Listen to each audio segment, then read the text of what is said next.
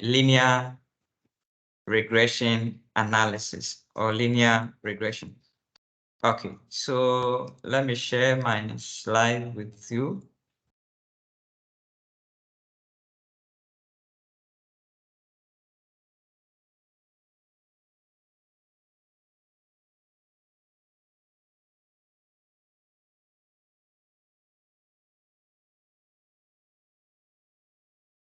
Okay, so we have the linear regression. A linear regression, as you can see on the screen. Let me share.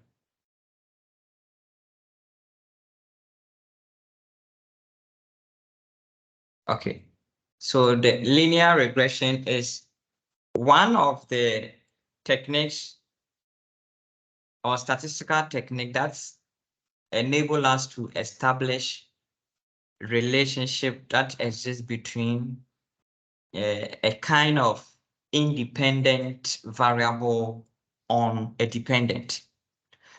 So you have one independent and then one dependent variable. That is the linear regression. So the linear regression will take one independent and then one dependent.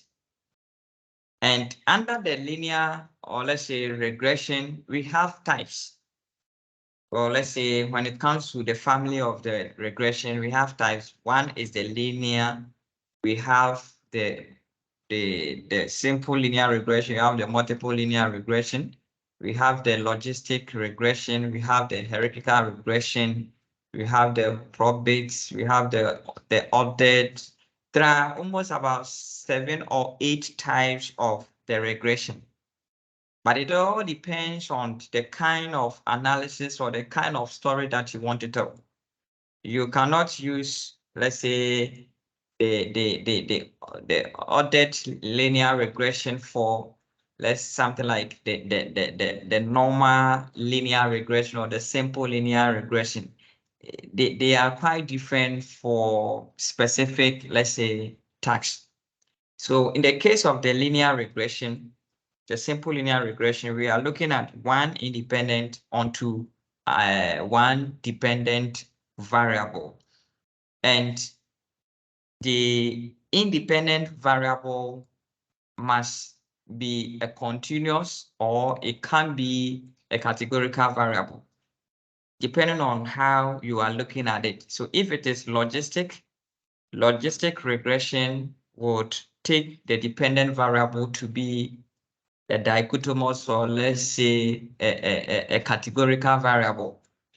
And then the independent variable can be a continuous or it can be a categorical variable. So let's take note of that. So here we have just one independent onto one dependent variable. Okay, so basically that is with the linear regression.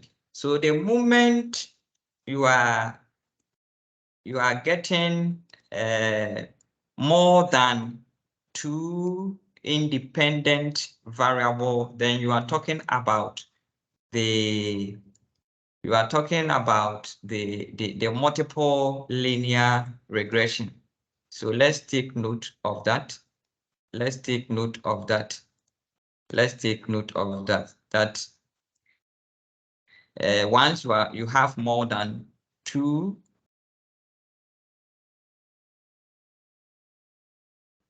predicted analysis, and basically this is the equation that we use. So you can see here you have the y, that is y under subscript I. Then you have the beta naught plus beta 1, and then you have x1, then you have the error. So the y that you see here is your dependent variable, and then you have the beta naught, this particular one, This one is called the beta naught. That is the coefficient of the constant or constant of regression. Then we have the coefficient of the x variable, which in this case, your x becomes the independent variable. So if you are talking about, let's say, performance, and performance is the y, and then you are assessing performance based on a certain variable like motivation. So let's assume x1 is the motivation. So it means the impact or the contribution that motivation is giving is what we see here to be the beta 1. Okay, so that is the coefficient of your independent variable. Because this is just a linear regression, that is why you only see B1, X1. But the moment you move to the multiple regression, you'll be seeing B1, X1 plus B2, X2, and so on. So if you have a lot of the independent variable, depending on the number that you have, you will see all of them written in the equation. And it is appropriate, for instance, if you are writing a very long thesis or a master's research work, or sometimes whether first degree or even a PhD, in your methodology, they want you to categorically state the model that you are using, the mathematical equation for that particular model. So this is a simple linear regression model that you can write, especially once you have one independent and then one dependent, you can go ahead and then write this. So let's take note of that. That is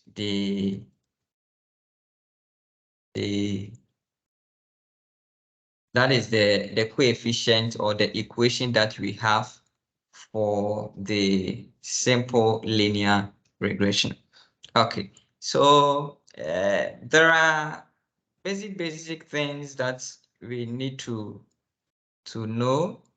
We have like the assumptions of regression, and one of the assumption is that your variable must look quite normal. Then you should have an appropriate sample size. So the sample size must be good. Remember, once you are talking about regression, then you are going to do some kind of prediction. You are getting mathematical equation to be able to predict what the independent variable would have on the dependent. So if you have a very good sample size, that will be appropriate.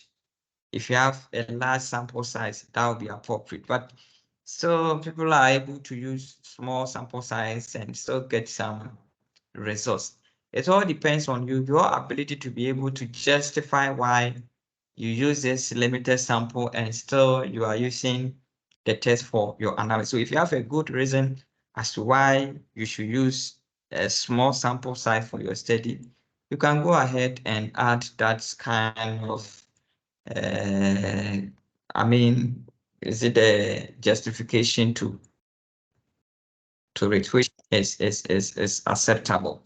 Okay, so that is that, and you can get a result that is either negative or positive. Okay, so you can get a result that is what, either negative or positive. So if it is a negative, mostly we make or we term it as inversely related. If it is negative, it is inverse. So you are looking at how price changes with respect to, let's say, a particular maybe commodity. So the moment fuel prices goes up, then prices of other items also what goes up. Or if the dollar goes up, then other prices also goes up. The moment they are all increasing in that order, then we are saying that it is what, positive. But the moment one increases and then one decreases, it becomes negative. Which one or the other, we term it as inversely related or relationship. Okay, so some would do right. There is a positive relationship between that, or there is a negative relationship between that. It's okay. But for me, I prefer to use once the results that I obtain is negative. If I'm talking about, or if I'm doing the interpretation, I prefer to use the inversely or inverse relationship to talk about my the result. So it all depends on you, maybe what you have seen from literature, how someone has discussed or been able to apply his analysis. You can follow suit and also write yours in that manner. There is no a specific way to do your interpretation, but just that when it comes to the reporting, we have an appropriate way. But when it comes to the English, you'll be able to find a way out. Once you have the key terms in your write-up, I think you are good to go. All right. So let's take note of that. It is very, very important. So I have this material I will share with you so that you can go through yourself when you are free. Now, one thing that you must also take note is the hypothesis that we state. So this is a kind of hypothesis.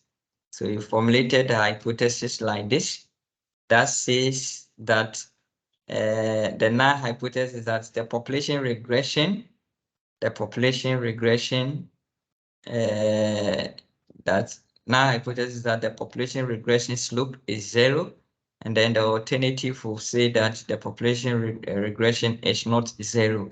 I think they are all good. You can state it, but as we move on in our research works, in our various area of study, it's like of late, this HO equals to this is you don't see it often.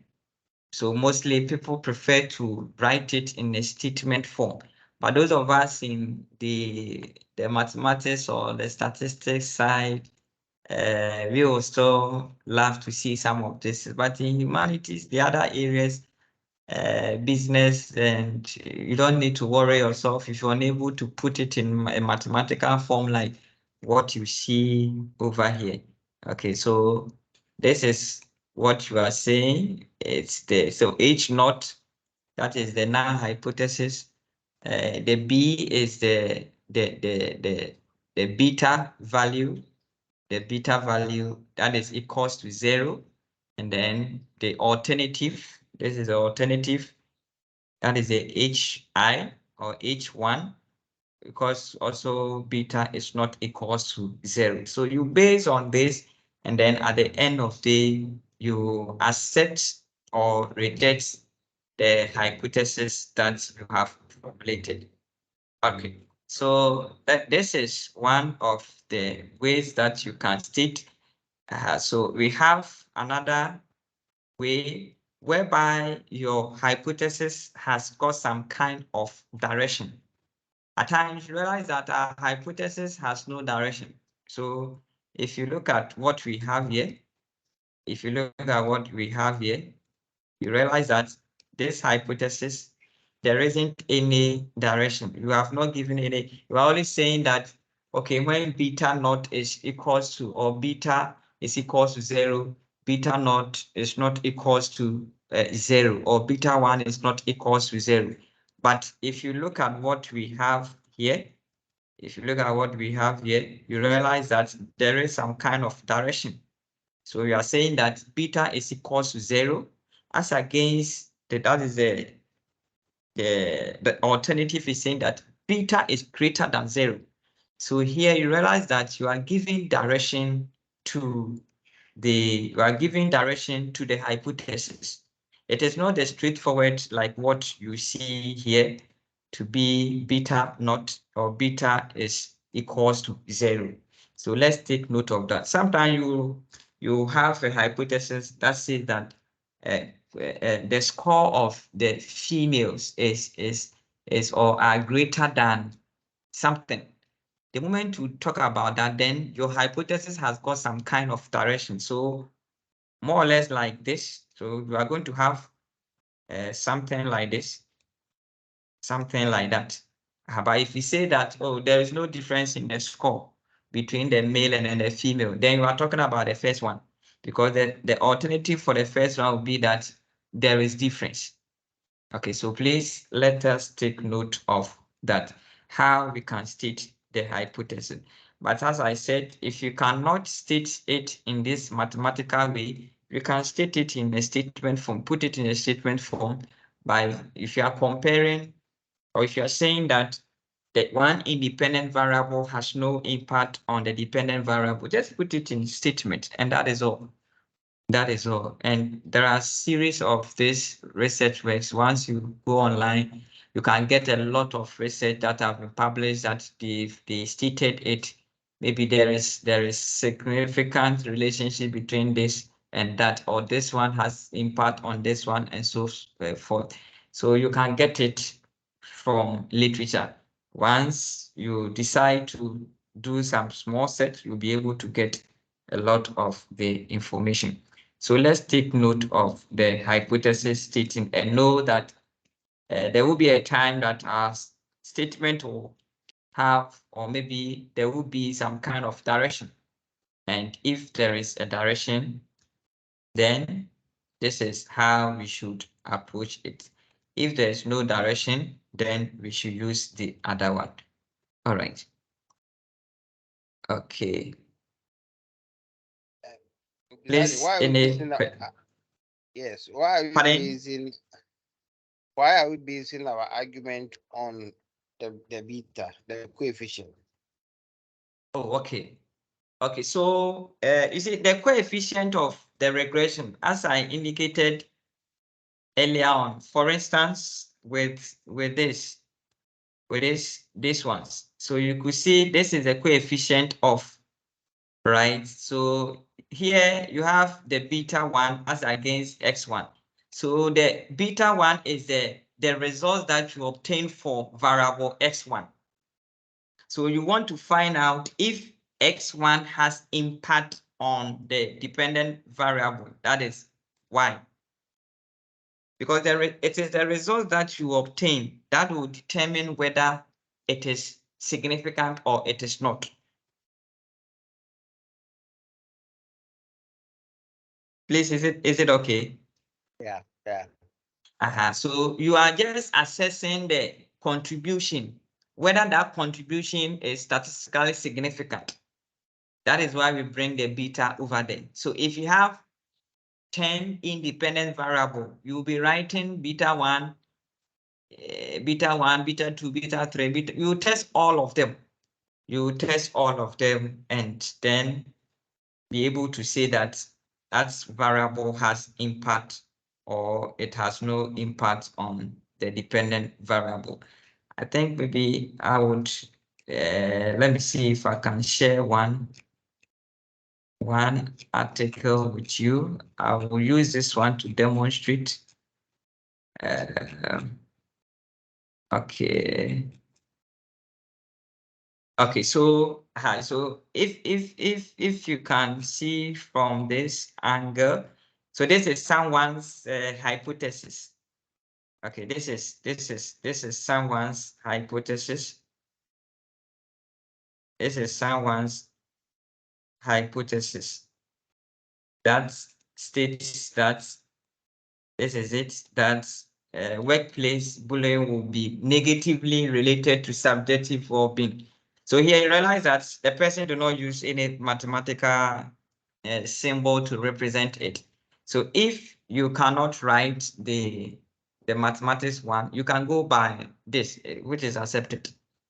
It's accepted. So at the end of the day, you realize that here the work bullying will be negatively related to. So if this is the dependent variable, right, then you are going to have an independent variable like what? Workplace bullying. So let's take note of that. Mostly some do put their conceptual framework in the work for you to see what he or she is trying to but I can see this one it was not there. All right. So that is that. When it comes to the hypothesis formulation. Okay. Please, any question before I move on?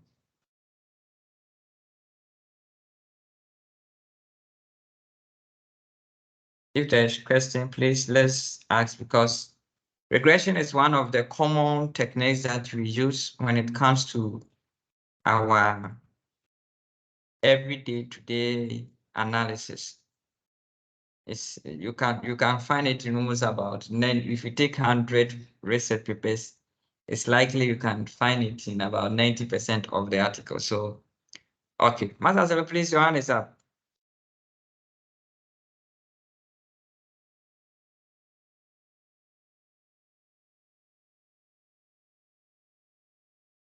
Okay. Yes,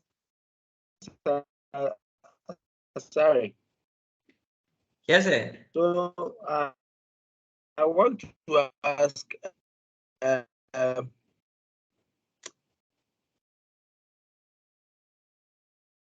make and choose to use regression to test hypothesis other than using structural equation model. Structural equation and use regression to test hypothesis. That's more than, or the use equation or kind of data you need to test hypothesis. If I'm getting you right, are you saying why are we using regression instead of structural equation modeling? Not exactly. My network went off, so I didn't get the beginning. I don't know if you have dealt with it before, but my question actually is that when it comes to testing hypothesis, now I know we can use regression to do that. And my question is, I also know we can use structural equation modeling to test hypothesis. So these two approaches, when do we use regression and when do we use structural equation modeling? Okay, all right. Okay, thank you. Yes. So yes, let me say the regression, or either the simple linear or the multiple linear, they are let's say the traditional models that we use to establish relationship between variable. That is, if you want to establish or find out how one variable can influence the other, yes, you can use that one to establish. But one thing about the structural equation modeling that you mentioned, that is an advanced version of the regression model. Now, you use the normal regression model when you see over here, if you can see, this is performance goal. It's just one variable. Another one is achievement. It's also one. Then you have mastering, also one. So for instance, if you want to establish the relationship that exists between, let's say, performance to that of how performance can affect or influence your achievement, you realize that you have just one variable here and then one variable there. But the moment it comes to the structural equation modeling, it's a different thing altogether. One, you don't just have one variable to stand in for performance, but rather you have series of items that can help you measure performance or performance goal. So instead of you to just composite all the variable here, as you can see, we have performance goal, we have performance goal as one. The structural equation modeling, you don't have one variable, you have series of them. So under performance goal, you have performance goal item 1, performance goal item 2, performance goal item 3, 4, 5, depending on what literature gave you. Okay, so that is one thing about the structural equation modeling. And then it helps you to be able to confirm some of the limited information that you obtain in the traditional model analysis. Okay, it is quite robust. That is, anyone coming out with new theory, it's advisable you pass it through that. Then, once it's established, you can apply the other linear models to it. So please, that is the difference between the structural equation modeling and that of the simple linear regression. So the question that last week we used, the questionnaire that we used the other time, you realize that the questions were many. If you take one particular, let's say, constructs, you have a lot of what items or questions under it. So if that is what you have, then it will not be appropriate to use the regression model to do that unless you composite it. So something like this. So you have something like this. So here you are asking the participant to rate, let's say, a particular construct on a scale of, let's say, 1 to something, 1 to 5, and so on. Different constructs, and you are asking them to rate the questions on. You cannot use the normal regression to do that. It will not be appropriate to do that. So the best thing that you need to, or the best technique that you needed to use is to use the structural equation modeling or models, which there will be. I think it's clear now. Thank you. Okay. All right. So please watch out for the training on that. Watch out for training on the structural equation modeling. Of late, that is the model that most people are using, especially at the PhD higher degree level. So please, if you have time and you see the adverts, do join. Okay. So let me go on. So we have, oh, sorry, please. Any other question?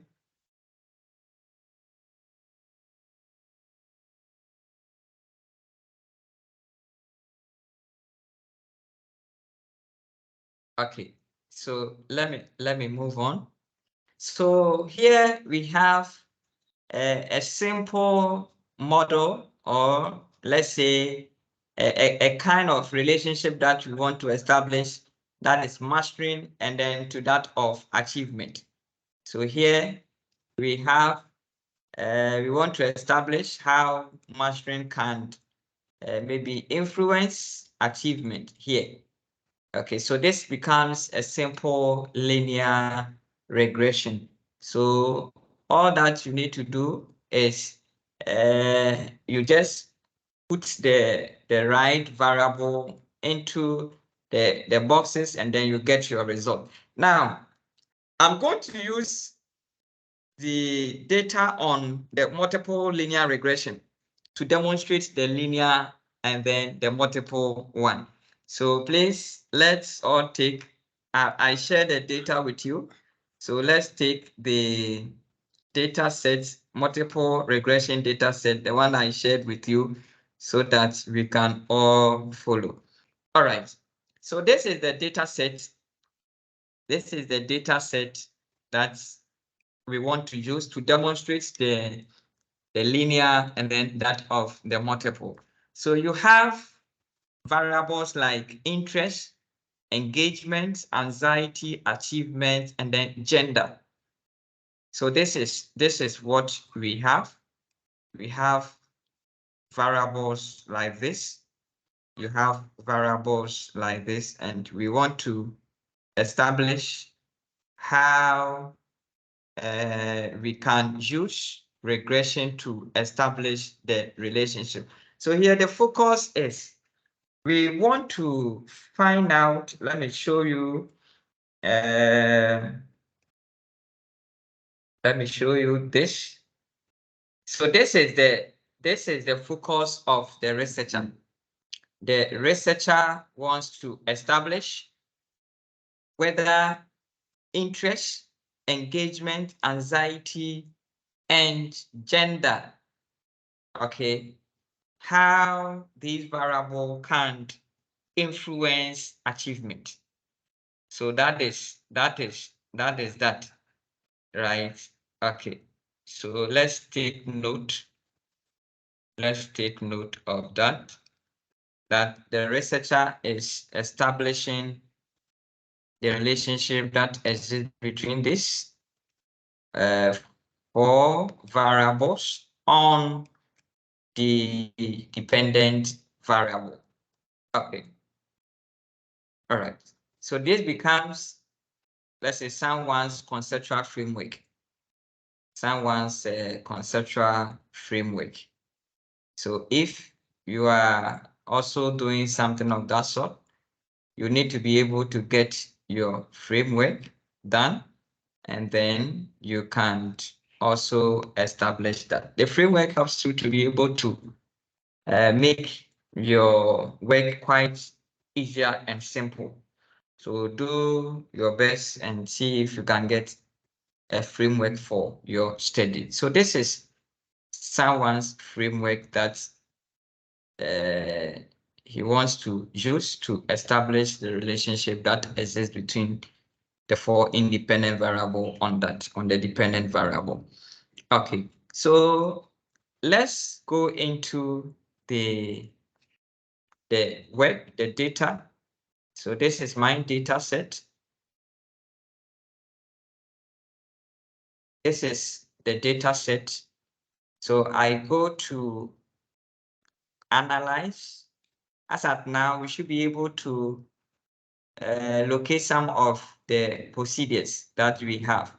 So I go to analyze, and then I click on regression, and then select linear. So this is linear regression. So I click on it, and then once it pops up, you see all your variables that you have in the study. So here is the dependent variable box, asking you to feed it with the dependent variable, and then the other one with the independent variable. So let's start with the simple linear regression. The simple linear regression. So our dependent variable here is the achievement, and let's use the dependent variables should be mastering. So let's use here, let's use let's say interest. Okay, interest to be the independent variable. That is, we are saying that this study is about students, their interest, their anxiety level, and how they engage, how it can influence their academic achievement or their academic performance. So we are saying that performance is dependent on the interest that the student has for doing that particular course. So here you just have one dependent and then one independent. If you click on the statistics here, you will see a lot of the procedures. So the one that you can explain, you just click on it and then you explain. So we have here, we can just click on the confidence interval just to see the confidence values that the system will give us. We can click on continue and then OK. So once we click on OK, this is the results that we get at the end of the day. So it tells you this is the variable entered or removed statistics. Now, this is the model summary. The model summary is giving you insight as to, this is the model summary, which is very, very important table that helps you to be able to determine the relationship that exists between the independent variable and then that of the dependent. Then we also have the R-square value, which is the amount of variance explained by the independent variable on the dependent, which is quite different from the R and also the adjusted R-square. So let's take note of that. All right. So the R, just looking at, is a coefficient of regression, just to establish relationship that exists between the independent and then that of the dependent. But the R square is going more deeper to let you know how much of variance, how much. So it's over here, it is all the time, how much can the independent variable interest influence achievement. So let's take note of that. It is very, very important. It is very, very important to take note of that. So here we can see that the relationship that exists between the independent and then that of the dependent is just, let's say, 51%. And then the amount of variance explained by the independent variable is approximately, let's say, 27%. Okay, so these are some of the things that you'll be seeing. These are some of the things that you'll be seeing. And we have the ANOVA. ANOVA is the, let's say, the overall test of significance on the, or when you are performing the regression analysis. Okay, Master, please, your hand is up. Please go ahead. Yes, sorry. So you mentioned that the R stands for the coefficient of the regression, which is to indicate whether the independent variable has an influence on the dependent. So my question was, so if you have a figure like the 51, like as you say, it is 51%, does it indicate that it has an influence, or like, so what is the range? What figure should you have for you to know that it has an influence on the dependent variable? Is it at least 50%, or it should be 70%, or that's what I wanted to know. Okay, all right. So when it comes to, let's say, those in finance, they will tell you that even if it is even 1%, it has a meaning in their area. Okay, so one, let me take it from the various fields. So if you are dealing with finance, for them, or those, yes, anything finance, because our econometrics kind of analysis, they are not much interested in the what is coming out, or let's say the whether it is big. If it is big, that is perfect. But even if it is small, it tells them something. So it's like a normal correlation value, which takes value from 0 to 1. So if you have 5, then it's like you are above, or you are at least on average level. If you are above 5, then you know that you are getting closer to, let's say, perfection, and so on. And if you're also below low, then you also know that things are not well. Okay, so it all depends.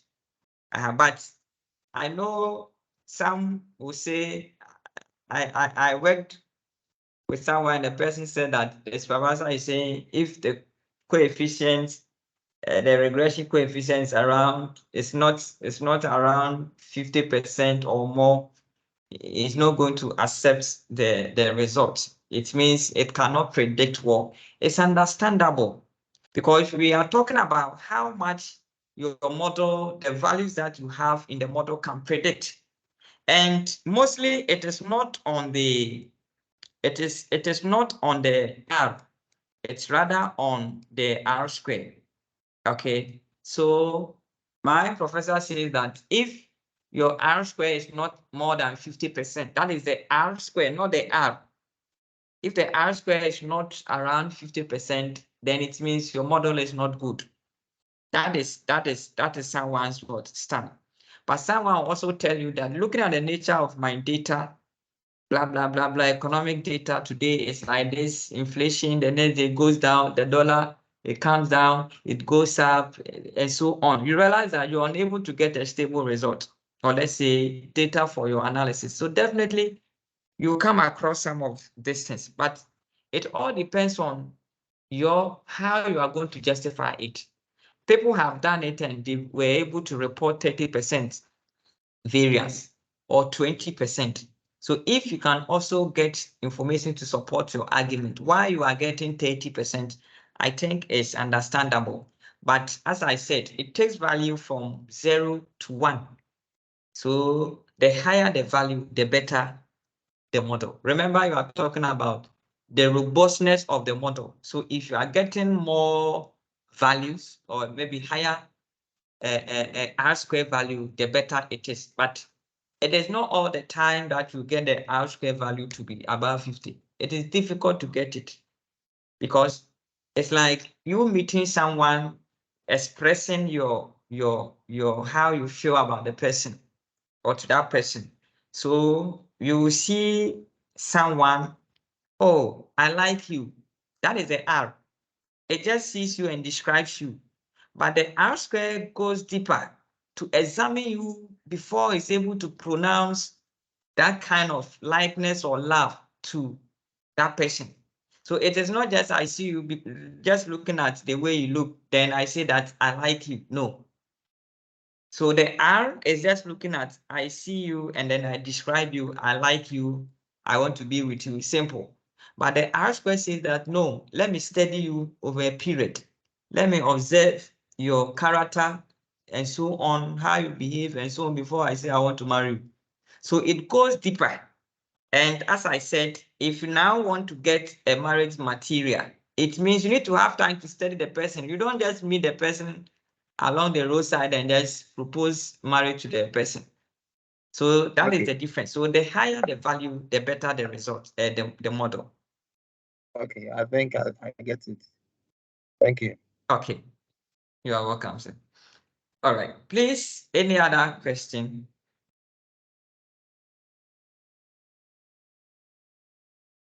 Please, let's ask because we will be writing articles, our thesis here and there. And these are some of the things that you will be using to do your interpretation. So please, let's ask question. Okay, so if there's no question, let me move on. So the ANOVA is the overall test of significance for your model. So as you can see here, you have the F statistic and then the significant value. So if ANOVA says that there is significance, here we can see significance here. If you can see there is significance, or because the significant value is less than 0.05, it's less than 0.05. So it's telling us that there is what? Significance. So once ANOVA says that there is significance, now you should know that there is a variable that is contributing in the model. If ANOVA tells you that there is no significance, please don't worry yourself and go and look for that variable. Okay, if ANOVA says, let's assume that the significant value is 0.296. Let's assume that our significant value is 0.296. Please don't worry yourself because it shows insignificance. And insignificant means that all the variables that you have in the model, they don't contribute significantly in the model. That is what it implies. So once it is showing significance, then you'll be bothered to go and look for that significant variable in the model. So please, let's take note of that. Okay. All right. So it is very, very important. So once ANOVA is saying there is significance, as you can see here. Now let's go and see the impact of. So this is what? Interest, the contribution that interest is making. So interest is giving us this, and then there's another one too here. Now let me explain this. And now there is a significance. There's a test statistic here, and then there's a significant what? Value. Now let me take my time to explain the results that you see. Here you can see on standardized regression results. Then we have the standardized coefficient result. These are two different, let's say, ways that you can present your results. Either you go by the unstandardized regression way or the standardized coefficient way. Now, if it is unstandardized, it means one, making interpretation is quite difficult because sometimes the coefficient that you get are too huge that sometimes it's difficult to explain. Here you can see the impact that the contribution of interest under the unstandardized is 0.473. So then you can just go by the impact that interest has on students' achievement is about 4. If you multiply it, or let's say maybe is 40. If you multiply by 100, it is 47% higher. Okay. Now, if it is unstandardized, one, you realize that there is no unit for it. On standardized regression, they don't have a common unit. Like if it is in percentage we all know is over 100. But on standardized, they don't have unit. So if interest is measured in centimeters, you need to use the centimeters. If the next variable is measured in millimeters, you need to use millimeters. If the other variable is measured in dollar, you need to use dollar. If the other variable is measured in cedis, you need to use for cedis, and so on. And sometimes the value that you get, some of them are very huge. Sometimes you see 4,000 here. How do you explain 4,000 to someone to understand that the impact that interest has on achievement is 4,000? What does it mean? You get it. So sometimes it makes the interpretation quite difficult. So for me, I don't usually report on the standardized regression coefficient because it makes the interpretation quite difficult for me. All right. Now, if you look at the standardized coefficient, standardized means all the variables that you have, they have a common unit. That is what, in terms of what, 100%. So you are talking in terms of 100%. So now you can say that the impact that interest has on achievement is approximately 51%. You get it? So the unit here is in percentage. So you can talk in terms of what, 100%, as compared to the unstandardized result that has no unit. So if, as I said, if it is in cedis, you need to talk about it in terms of unit. That's the impact that this one has on this one, blah, blah, blah, is 4 times higher than this, or 400 times higher than that, and so on, which, as I said, it makes the interpretation quite difficult. But if you are okay with it and you'll be able to explain, I don't think there is an issue. It's all about your ability to explain when it comes to some of these things. So if you want to go by the unstandardized regression, which that is perfect, you can go ahead, but you need to be careful when it comes to the interpretation. The standardized is over 100, so you can talk about it in terms of percentage. So please, let's take note of that. Okay. Please, any question?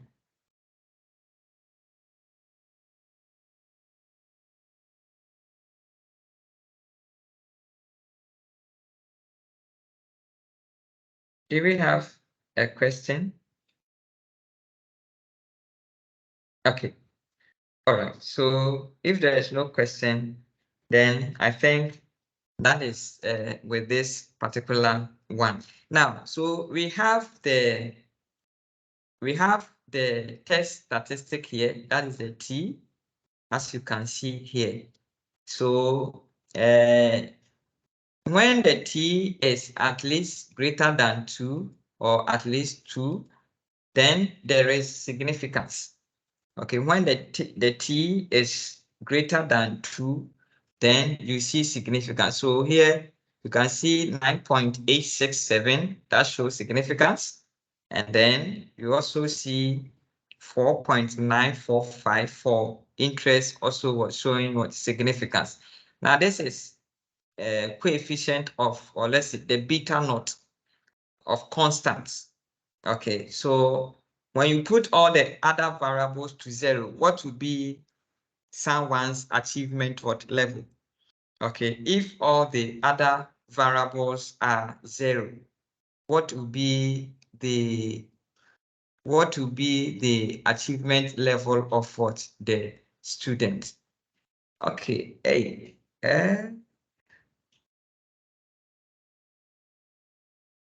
wow, there's a lot of, okay, all right. Okay, all right.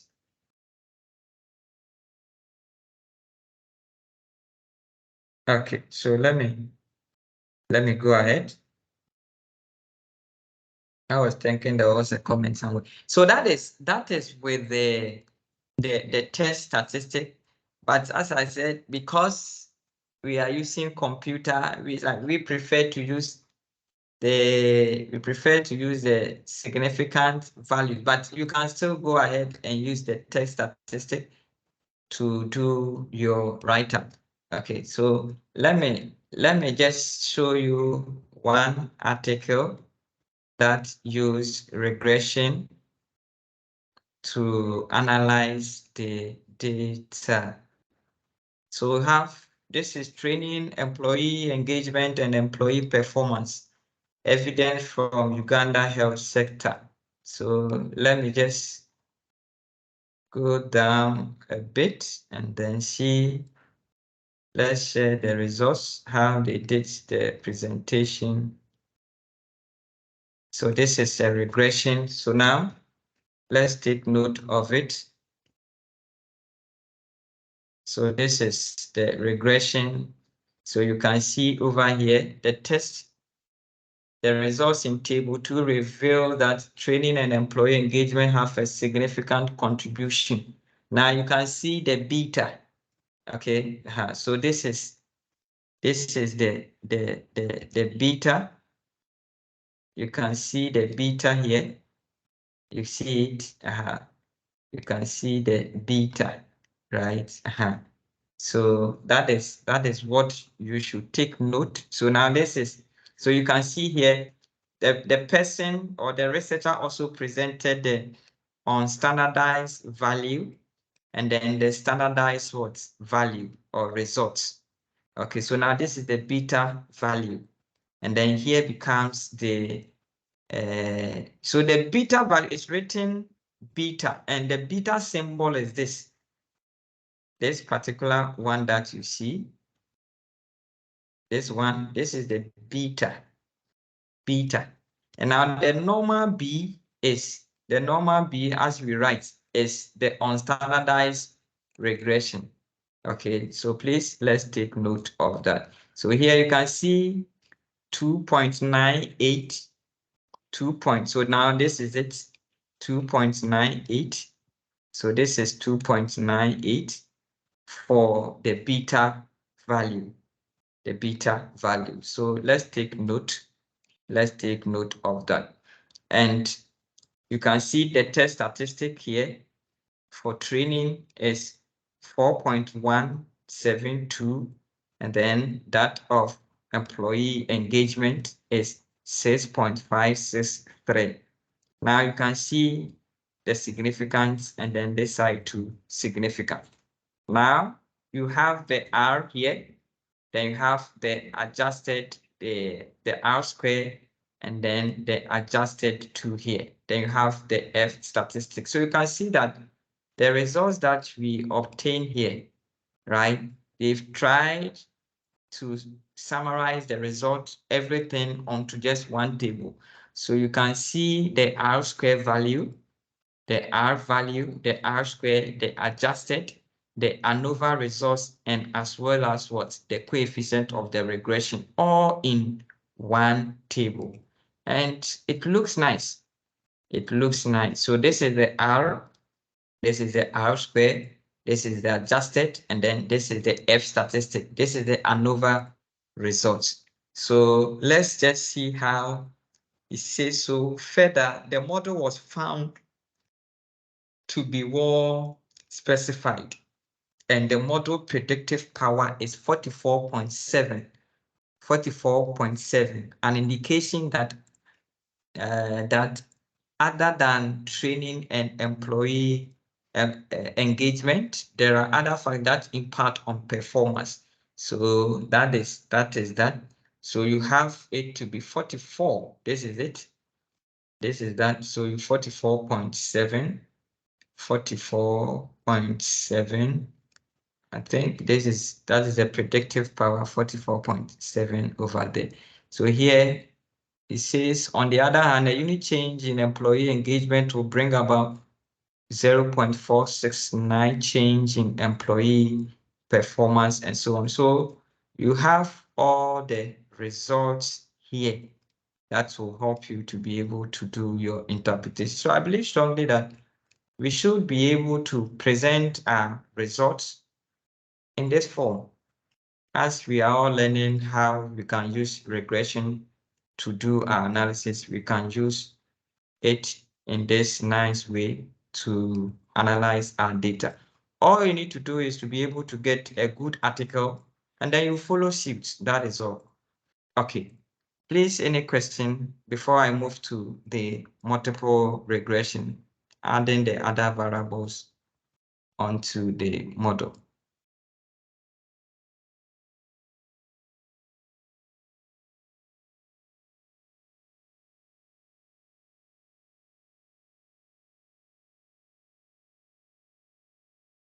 Okay.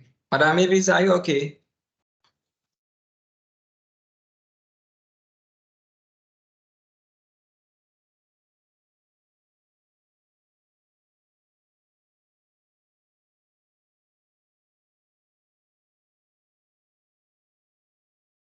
Okay.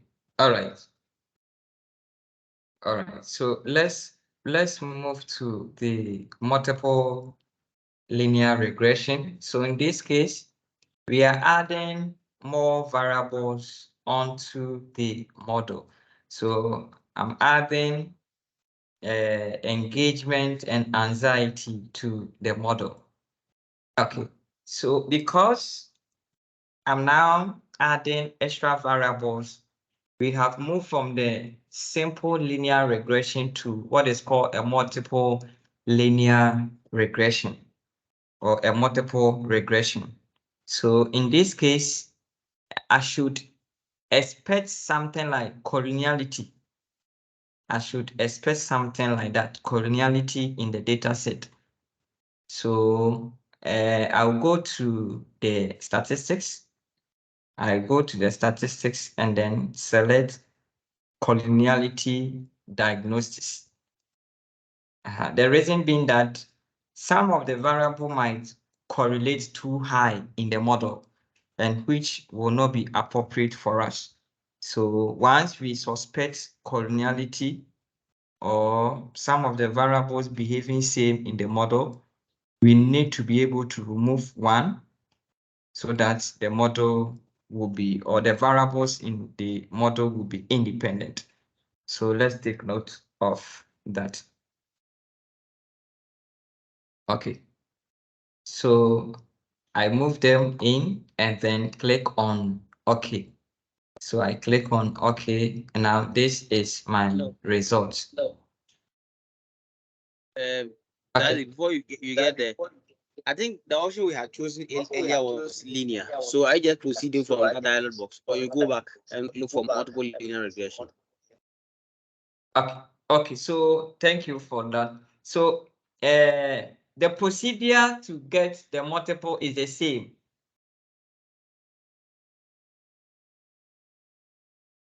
It is the same, but the difference is that you are just adding more of the independent variable to the model. Okay.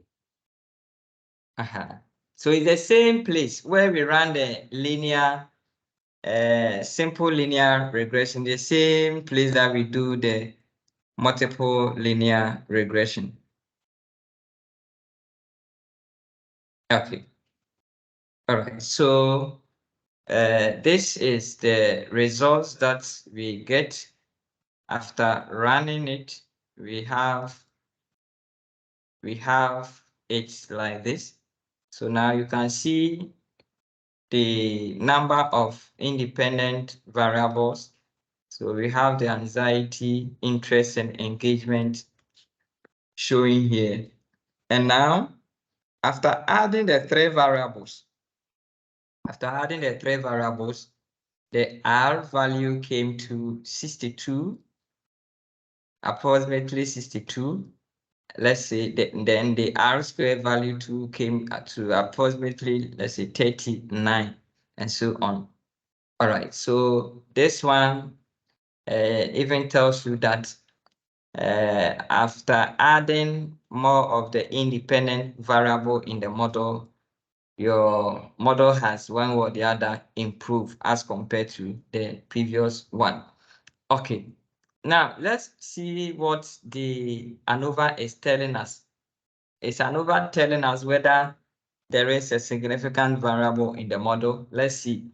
So from the results that we see here, or from what we see here, we can say that, yes, the F statistic is 14.019, which is quite huge. And the statistical significance too is less than 0.05. So this one is an indication that there is what, at least a significant variable in the model. That is what it implies, that there is at least a significant variable in the model. So now let's go and look for that significant variable in the model. All right. Now you can see from here that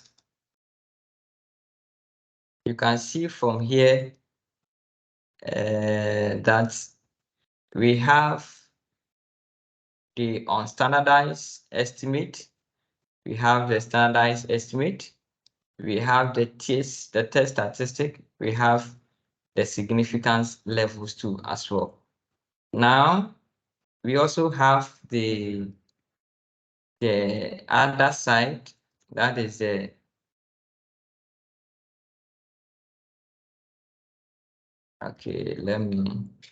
we also have this one, that is the variance inflation factor, the VIF, also here. Okay, that helps you to examine the whether there is collinearity or there is no collinearity in the model. So as previous researchers have indicated, if your VIF is greater than, let's say, 10, then you should have problem. You should know that some of the variables are behaving same in the model. So you need to remove one of the variables that you have in the model and rerun the test again. It is very, very important. But as we see here, we don't have any of the item with a VIF even more than 0.5. Other books will tell you that the VIF should be 5. The moment you see 5, you should have some suspicion that there is a kind of collinearity. Others will tell you 10 and so on. So it all depends on the kind of material that you are using or the article that you are using. So if it tells you that you should use less than 5 or 10, then you need to go by that. Okay, so let me see. I think there is in the material, there is a place that I indicated that the VIF is in it.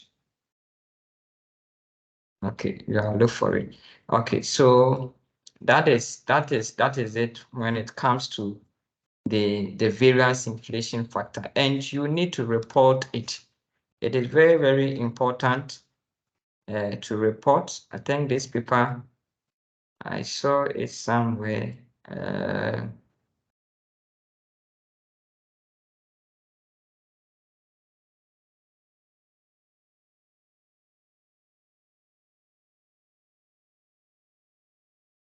I saw it somewhere.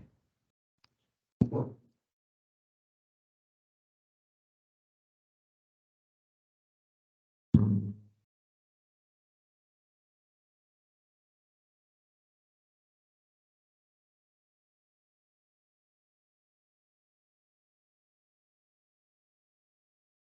Okay, let's move on. But most articles, or let's say papers, they do establish that kind of whether there was a coloniality or there is no coloniality. So let's take note of that. We can do that.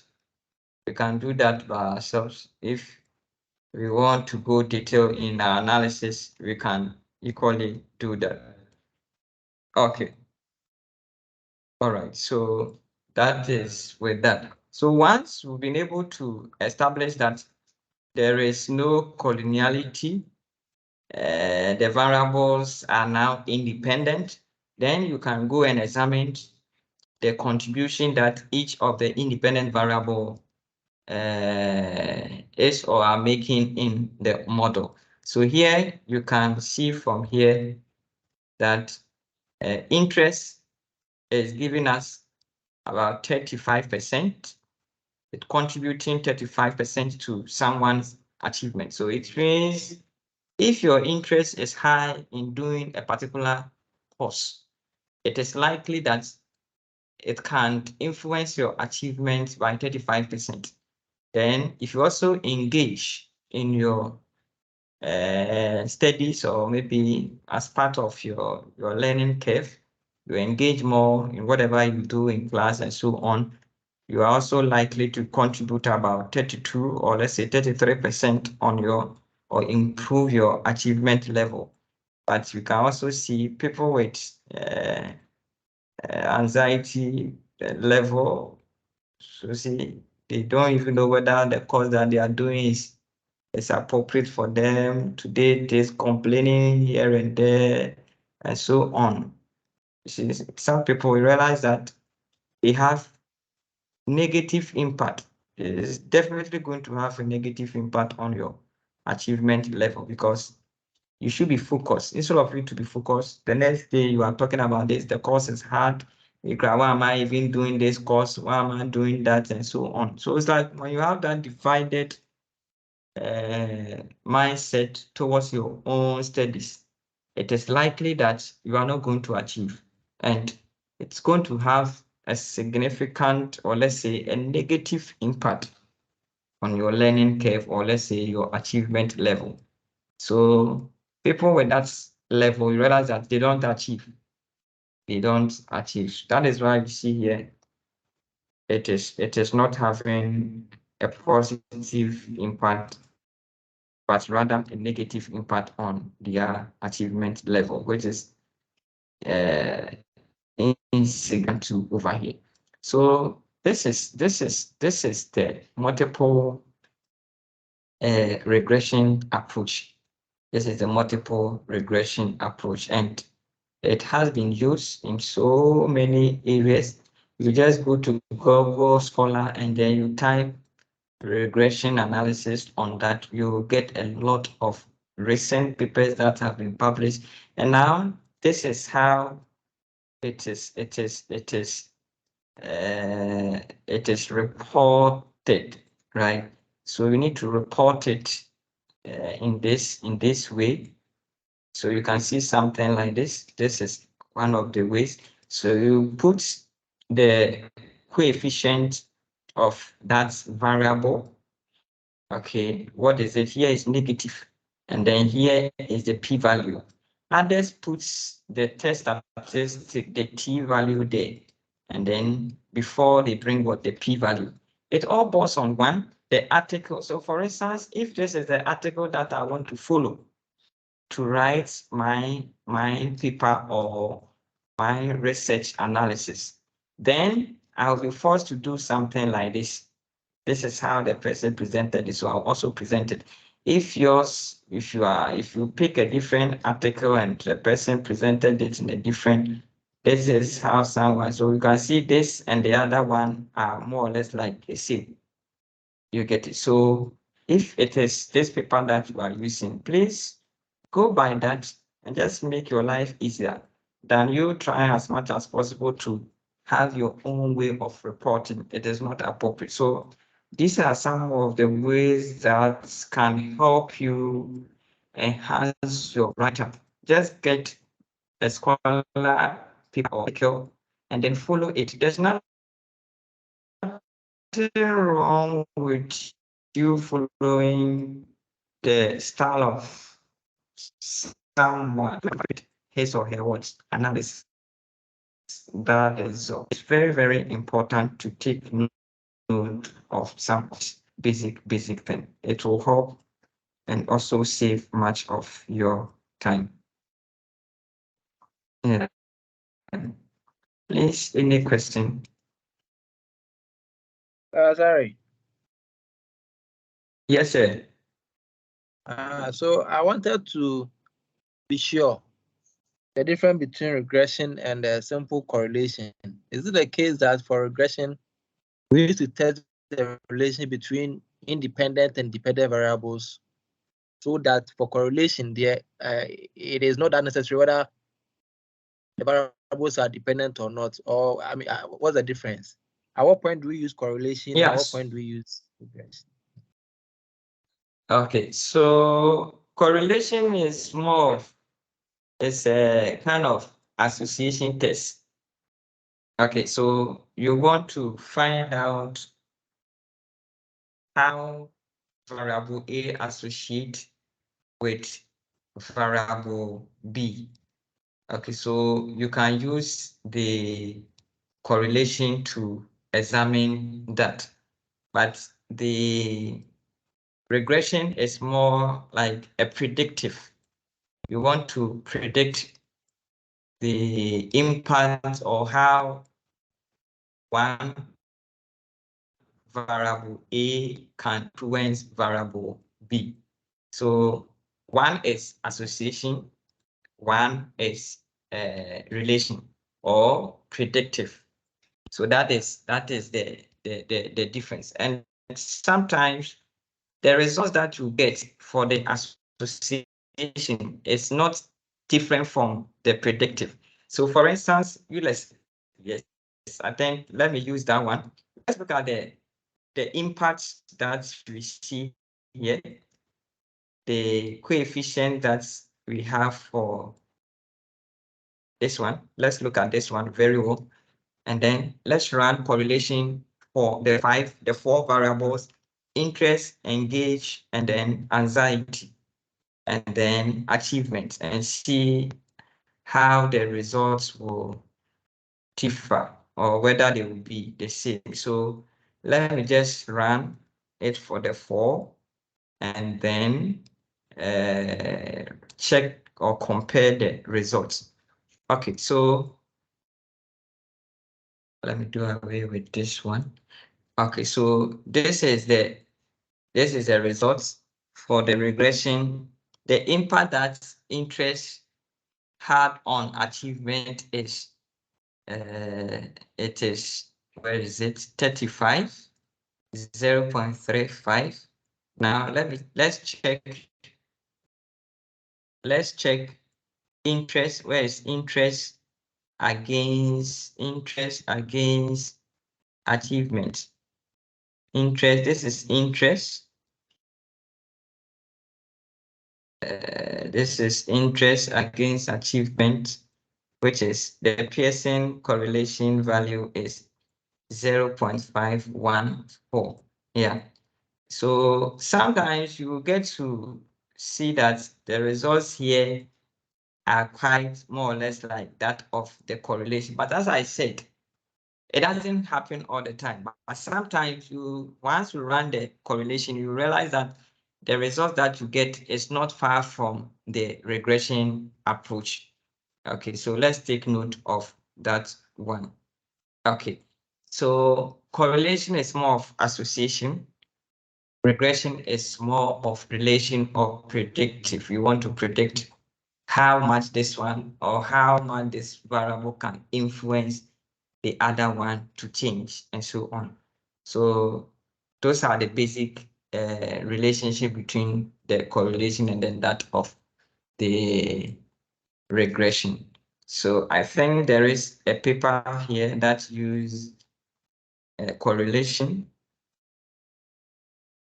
It uses correlation to do some of the tests. So you can see here. So correlation analysis. So Pearson correlation was adopted for this study as it is a parametric statistic and requires interval data for both variables. And to test a significant normality is okay. That parametric statistics assume blah, blah, blah, blah, and so on.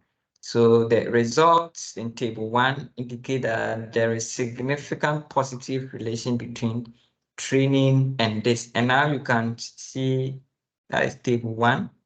Is it table 1? Okay. So you can see here between training and employee performance. Training and employee performance. It shows performance. This is it. This is the correlation.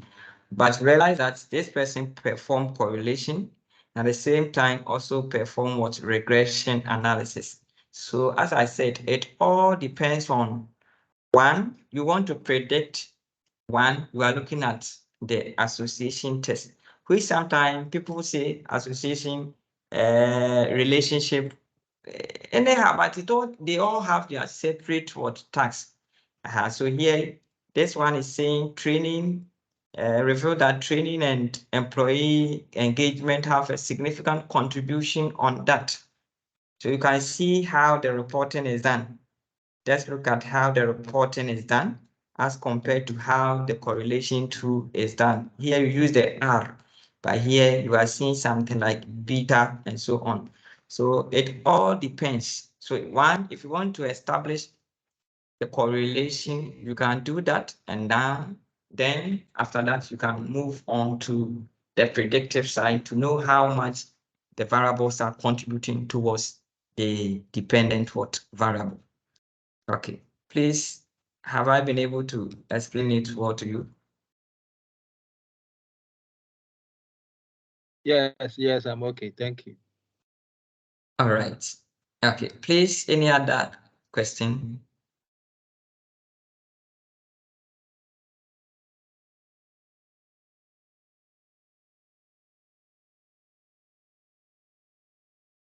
I can see.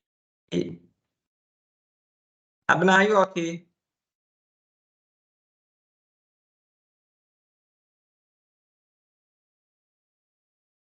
Madam Abna, are you there?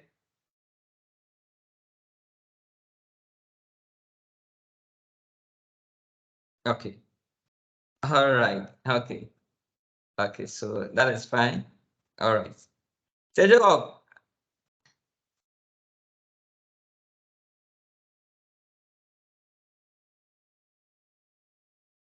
Yeah, I'm here. I'm here. Let's continue. Okay. Let's continue. All right. So the slides has more information and interpretation. So I will share the slide with you. So now let me just go to this side. just to show you something. This is from Cohen. So there is an interpretation to the results that we obtain. So you can see from here, if your R is equals to or is around 1.4, 0.14, it is small effect. If it is 3, we see medium effect. If it is more than 5, as we indicated earlier on, I think Mr. Solo asked that. So here, if it is 0.5 and above, then we are talking about what? Large effect. Okay, so it all depends on what you have and then your ability to be able to establish or let's say give a justification to that. All right, so that is with it. It has a lot of information that will help you. Please keep these slides and it will help you to do. The multiple arrow. So here is it up 0.51 and above, or only just 0.5? Because let's say the effect is, let's say, 0.7. Okay, so if it's 0.7, then it's like anything 0.5 and above. Okay. Above. Okay. So definitely you might get 0 points, let's say maybe 0.6, 0, which is not here. But once it's above the value that you've been given, then you can talk about high impact or effect. Yeah. So a lot, we have a lot of the. What if they are negative? What if they are negative values? Are they also classified to the same range? The coefficient of regression or the R value. The R value. No, you won't get negative. Okay. If it is the coefficient of the regression, that one can be negative. Like like something like this, you can be getting negative here. Are you talking about this session? So, but what is the range of the arrow? What is the range? The range of the arrow? The R, they take value from 0 to 1, and they have, that is a model summary, but this is a coefficient result. From 0 to 1. Okay. Yes. All right. 0 plus 0 to 1. So once you are heading towards 1, that is the better it is. Okay, so let's take note of that. All right. Okay, please, any other question?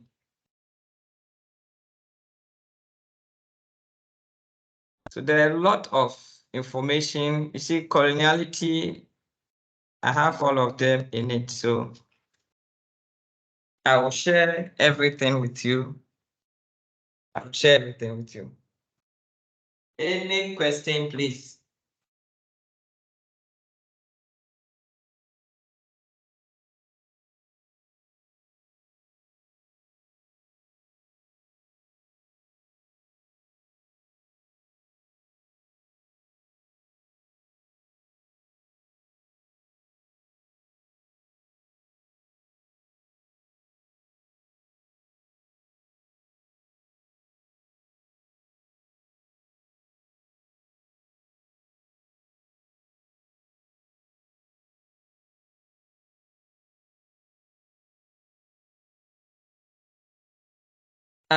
So if there are no questions, let's move on to another important type of regression, which is called the hierarchical regression. The hierarchical regression. So let me share. Please, have you heard about this type of regression?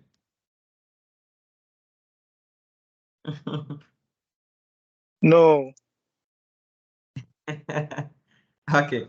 All right. So let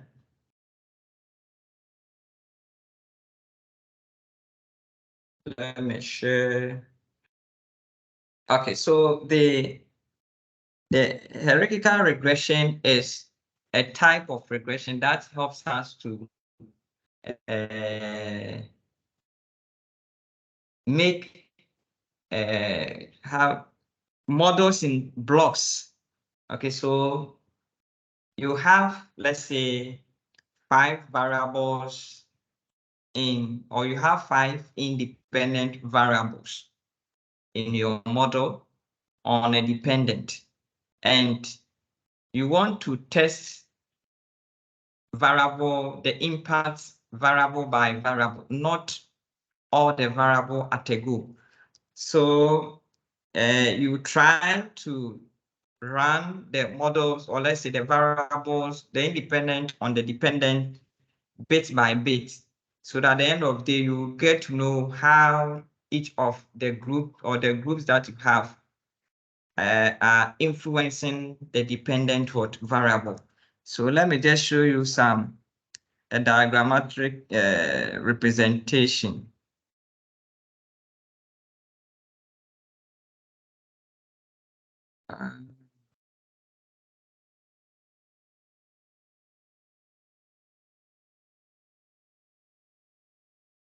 Where is this?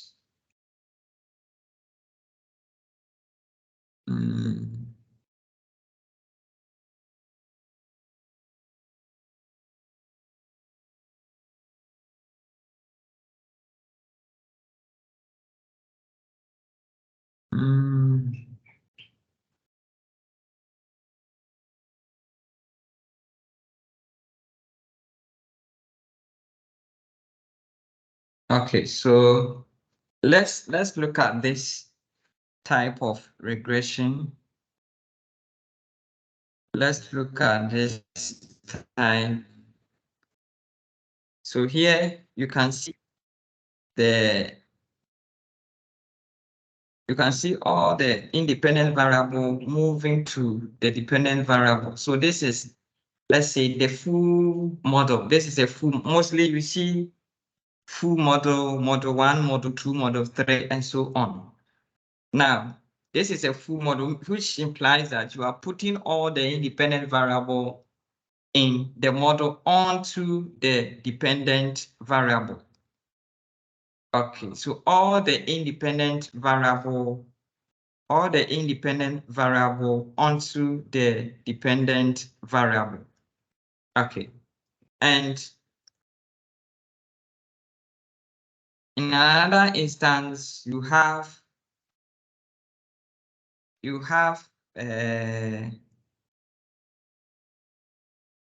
only one, that is one variable on the dependent, and then another instance, you have just 2 of the variable on the dependent, and so on. So it all depends on what kind of story do you want to tell.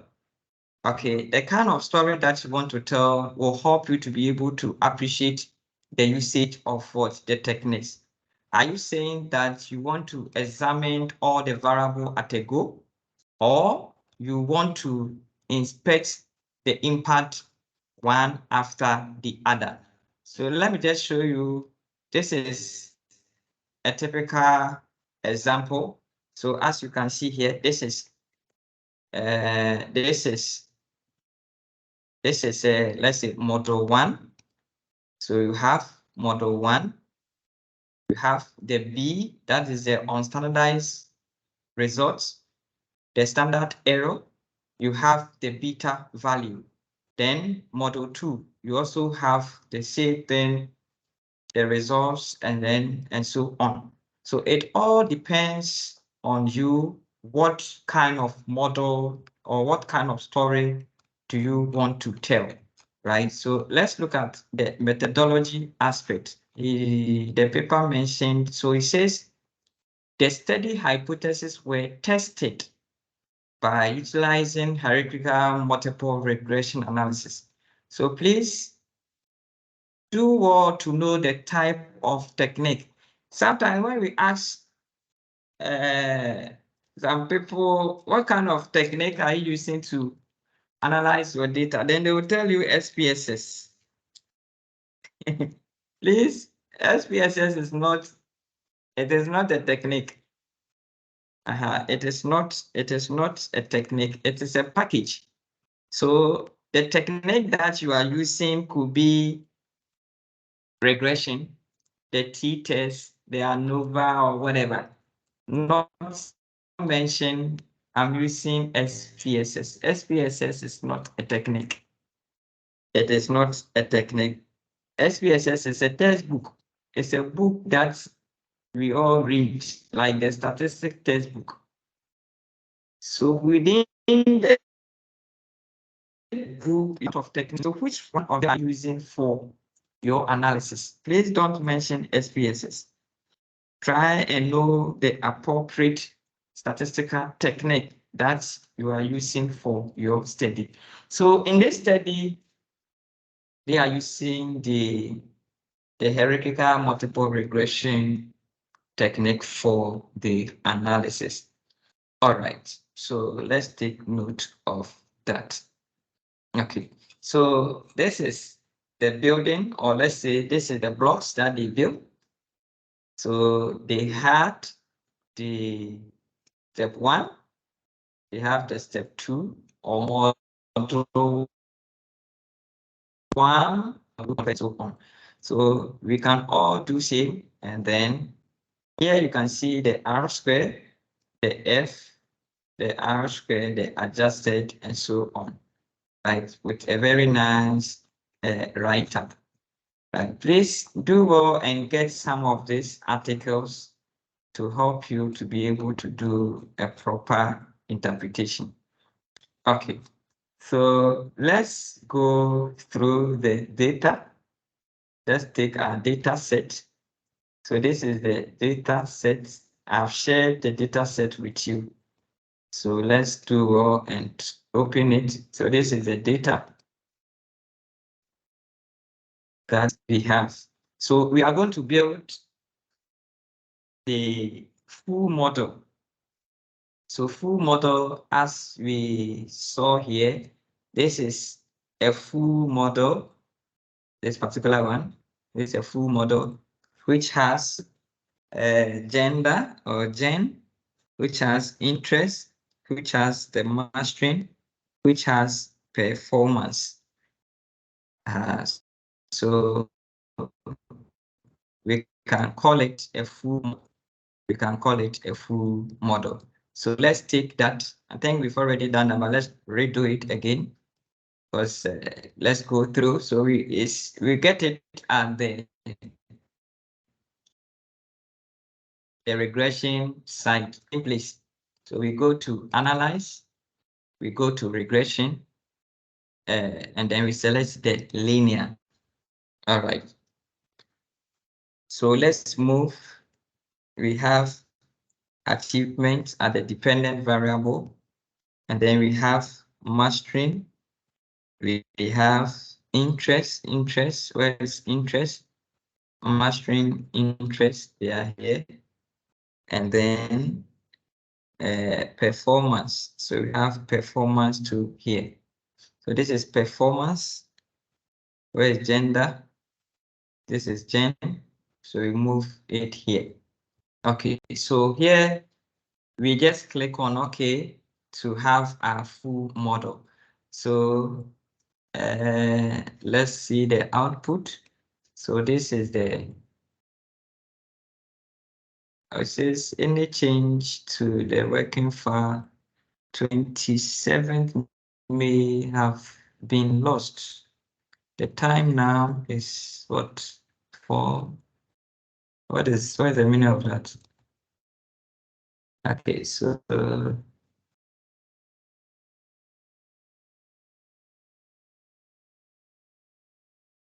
hey,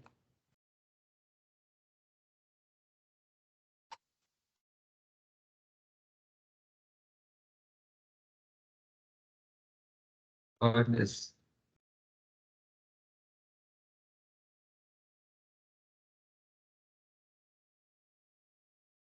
Hello. Hello. Yeah, hello. Are you also having challenge with the outputs? I'm seeing something which I don't even understand Yes. with your software. I look like it's not even coming up. Hey, but what is wrong? Because do you also see something like any changes made to the working file since 27th May 2023, blah blah blah, have been lost? Do you have something like that? No, I haven't received it. I don't have that problem. I don't know what is wrong. You Okay, have something like that, please? I think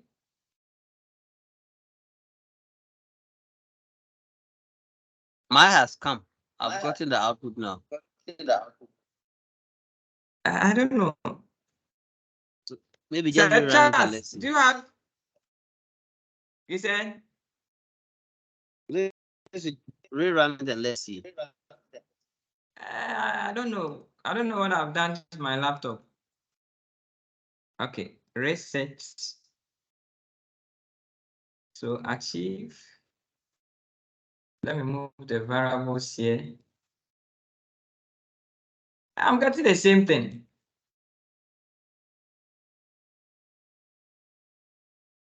What have I done to the laptop? Any changes made to software, not the laptop. is the software.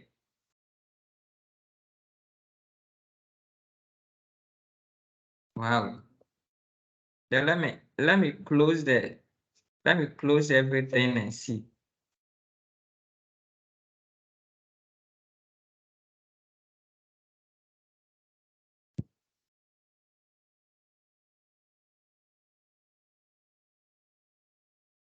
Oh.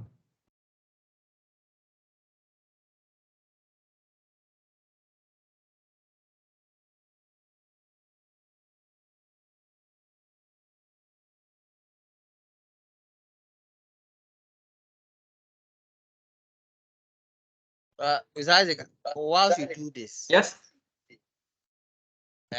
is it the Pardon? same as cluster analysis? The hierarchical analysis. Yes. No, cluster is also a different thing.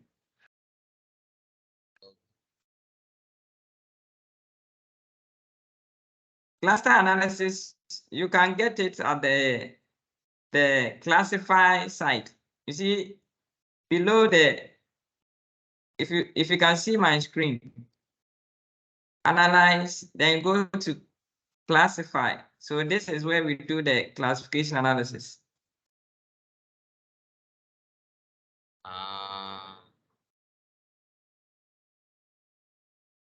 Okay, I don't know. So I have achieve.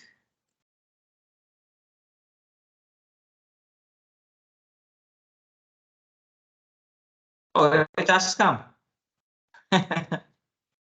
Okay. Okay.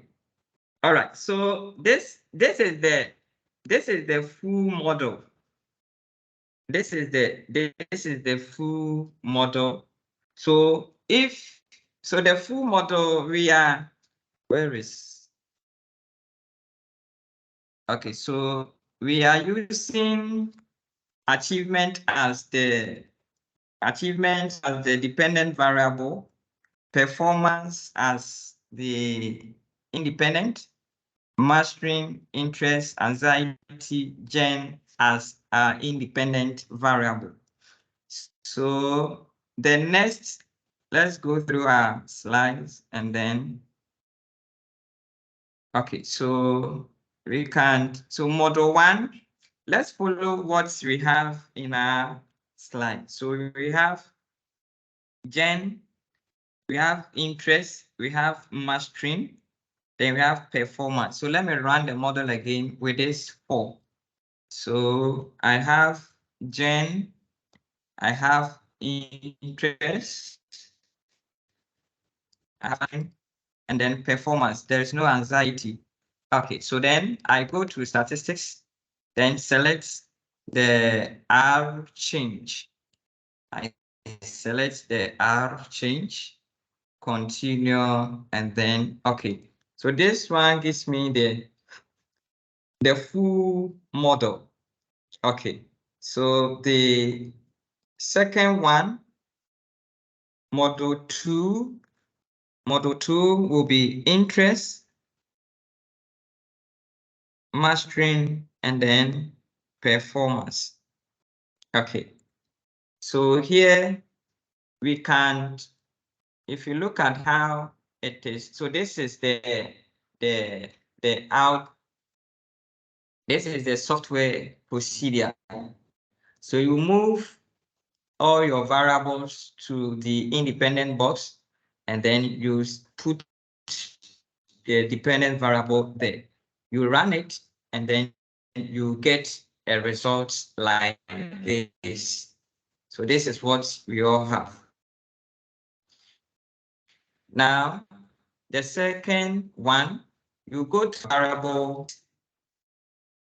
You can, as you can see here, we have next year. I'll visit the software. So you click on that, and then you can position, let's say, just one variable in its gender. If that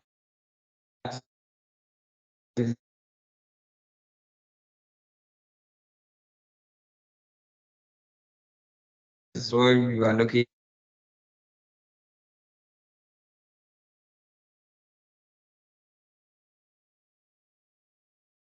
in, like what we have here. Here, so gender to achievement. Same this side. Here we put this side. That's the most important. So we go to the same place, right? Then we go to next. We go to next. You click on next. Now, model 2. What do you want to have in model 2? We can go by interest mastering, and that's of performance. So that is that. Now, block 3. That is model 3. Model 3, what do we want? Maybe we want to, once we are done with this, then you go to next. Now, block 3, what do you want to have? Maybe you just want to see interest, anxiety, and then that of what? Gender, right? So this is what you have. So from here, you can click on OK. So let me do that. OK. And now, since I do not add, OK, yes. Now click on OK.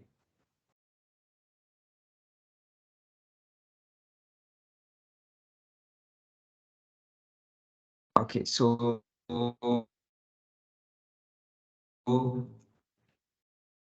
here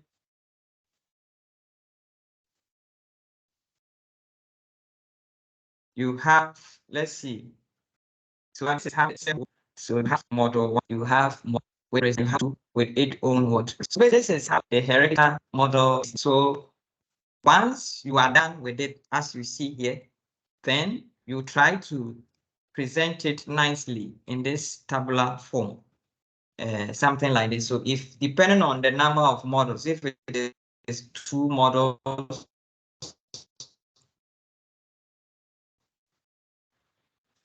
so you step 1, then you present the results as you see over here with their respective standard estimate, and then the unstandardized regression weight as well. So here you can see the unstandardized weight, and then you can see the standardized weight.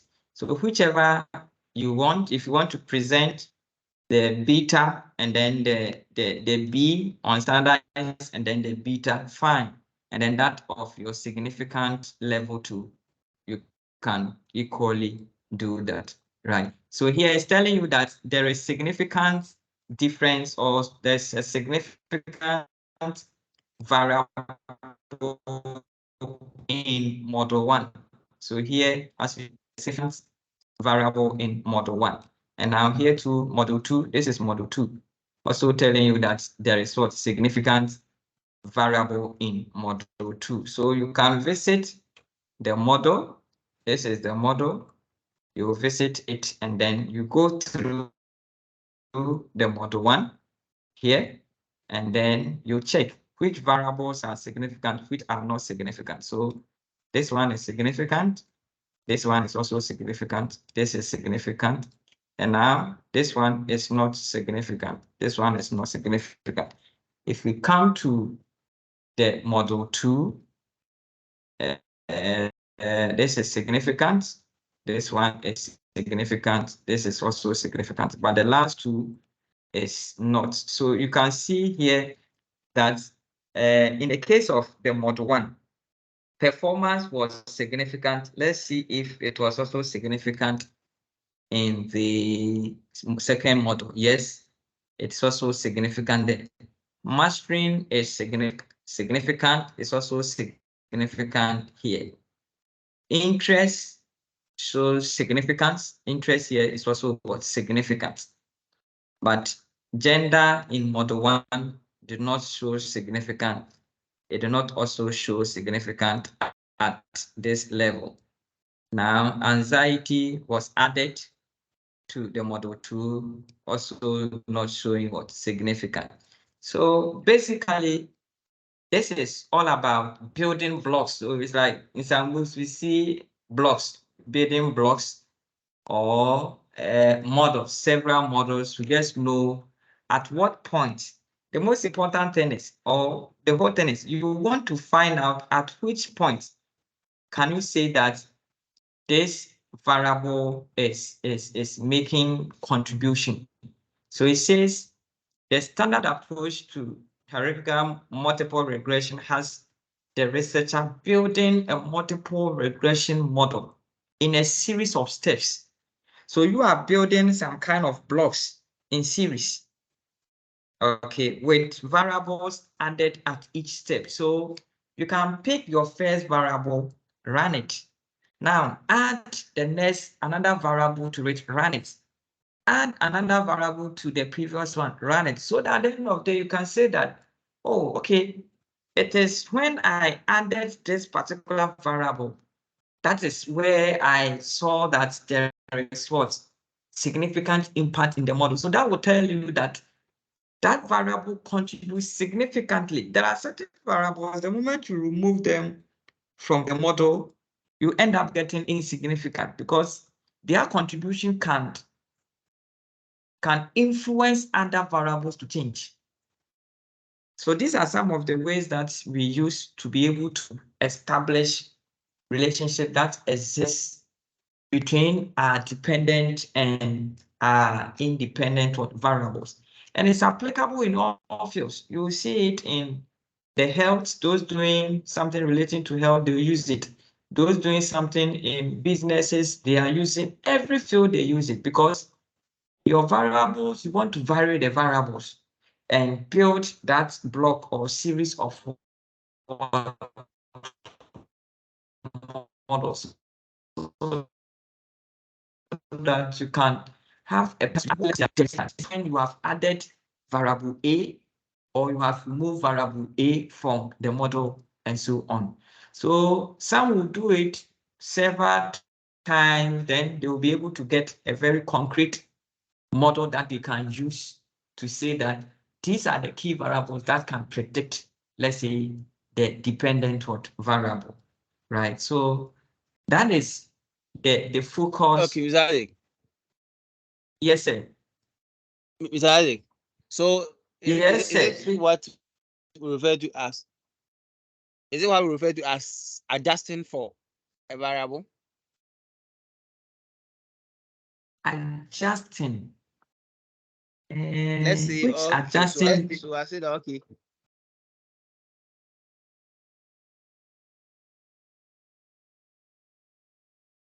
Please, I've lost you. Speak. So I didn't hear you. It looks like I thought someone's trying to speak. Okay, so what I'm trying to say is that, so when you did what you model all the variables together to look at the effects on achievement, we could see the contribution of each variable, whether or not it significantly contribute to or it does not. Yes. Now, in trying to model them into blocks, so we are trying to look at maybe one variable at a time, maybe two variables, three variables at a time to see. So I'm saying that, okay, so let's say we model all five variables together. Maybe we didn't have any significant effects. But if maybe we model three, we are seeing significant effect. Do you call that as we adjusting for that variable that we left out? The adjustment is what I don't really want to. I don't really get it, but maybe if there's a new word, then that is fine. But I have not adjustments. In fact, Okay. it's a new thing to me, the word adjustment here.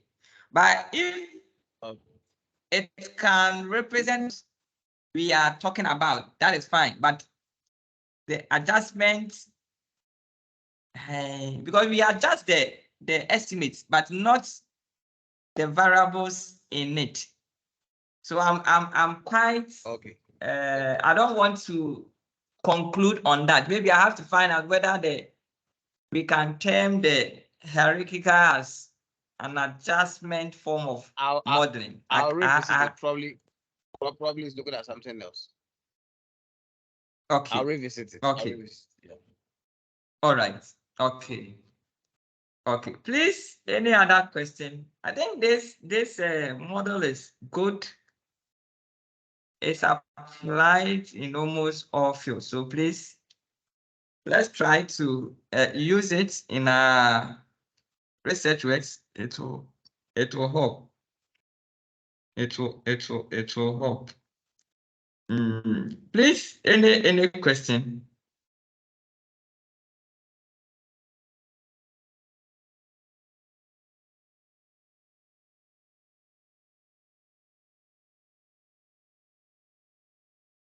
Hello.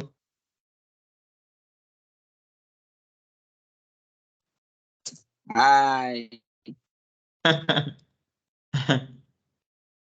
Okay. That's us. Any question? Andy, any question? Sir Patrick, any question? Master Solo, any question?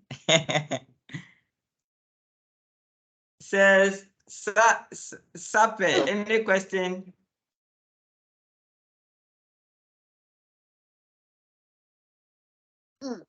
No question, please. Okay. Okay. So can we use the model to do some research work?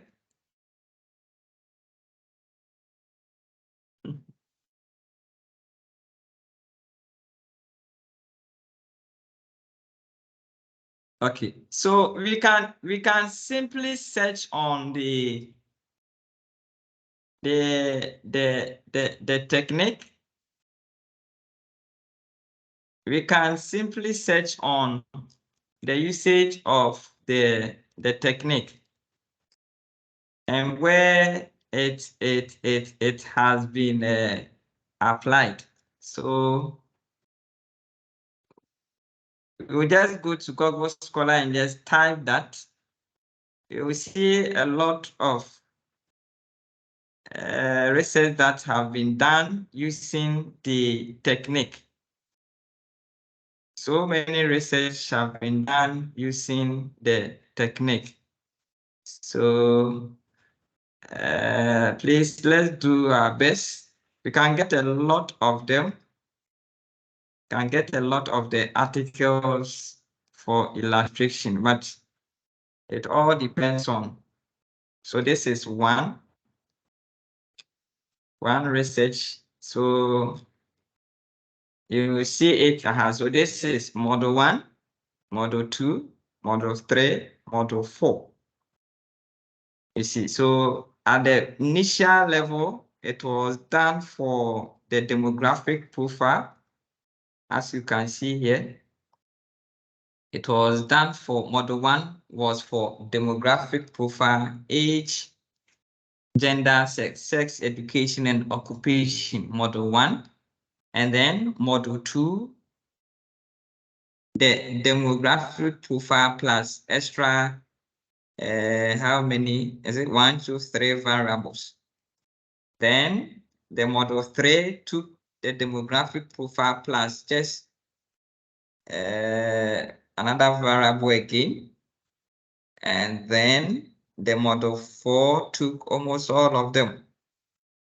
Okay, so please, you can apply it in so many areas. You can apply it in so many areas. So let's do our best and get some of these papers and use it for.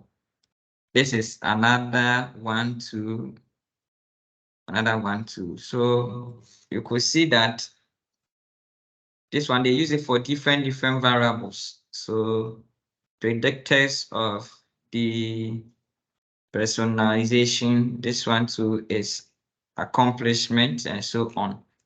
So depending on what kind of study that you are conducting, you can still use it to do your analysis.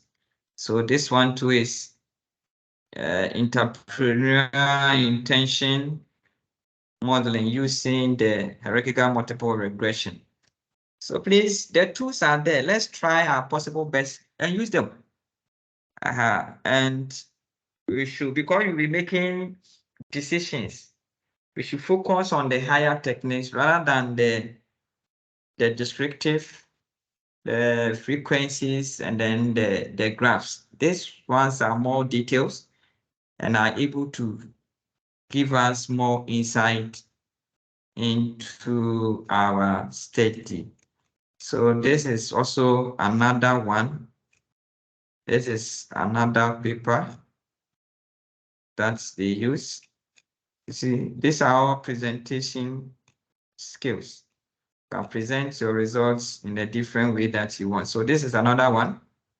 This is model 1. This is model 1.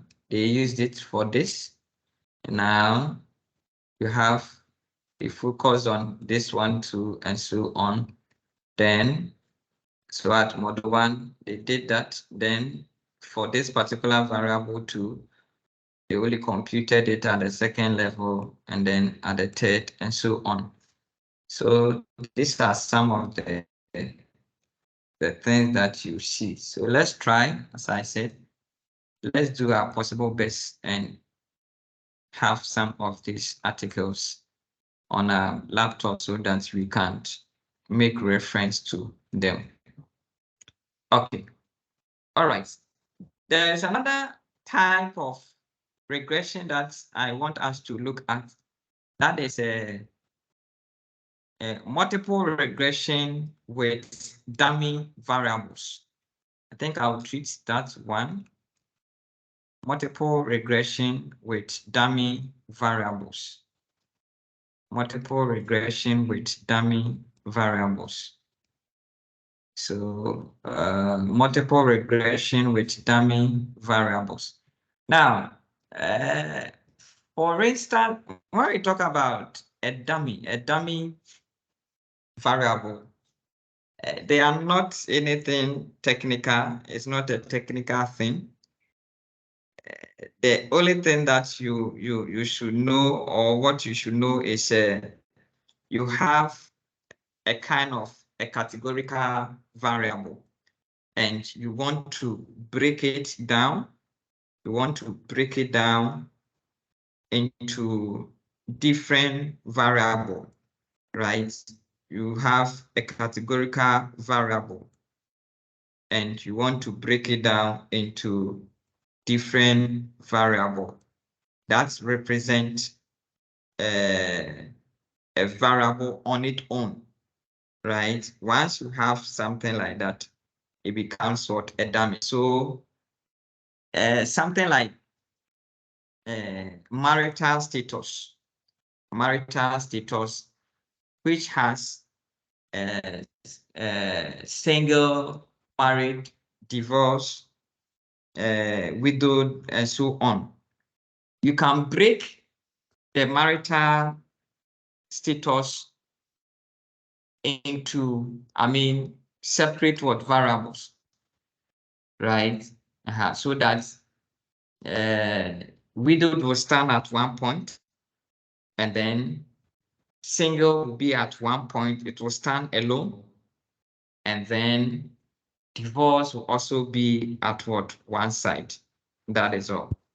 Okay, so that is what we are going to look at. That is what we are going to look at. Okay, please, any question on that? Do you have any question with respect to the dummy variable? Yes, please. Can you go over it again for me, please?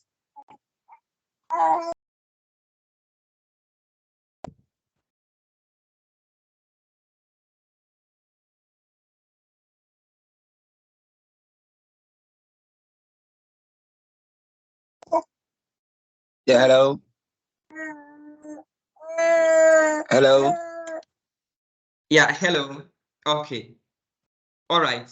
And what I'm saying is that the dummy variable is simply you dividing your categorical variable into different units. Okay, you have gender, which has two levels, male and female. Now you want to divide the male and female into different variables. Okay, how do you do that? So we should be able to divide that categorical variable, gender or marital status, into separate variable, and then we use it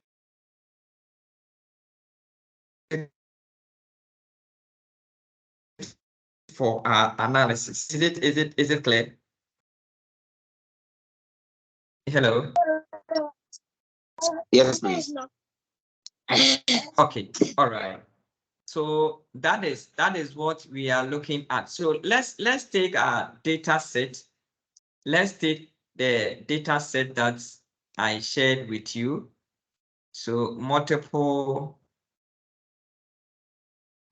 where are you?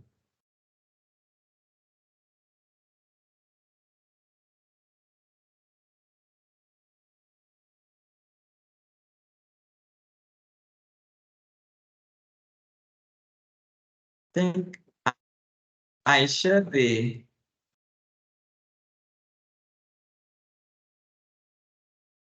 where is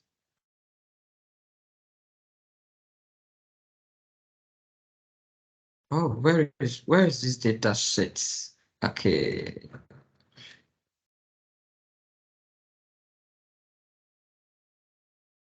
Multiple. Oh.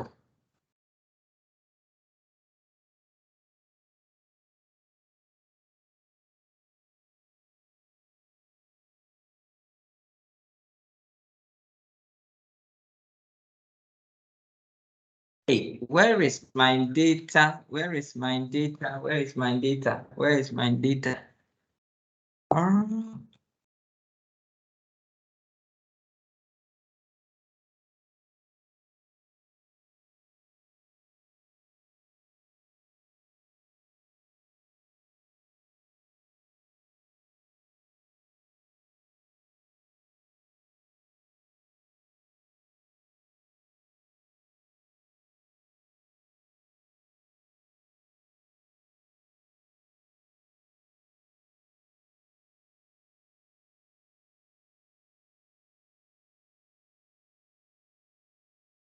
Let me look for my data set and share with you. I don't know Please, do you have the multiple regression with dummy data set? Did I share it with you? No. No. No, no. No, no. Oh. Okay, please give me 1 minute to do that. Let me do it now. Okay.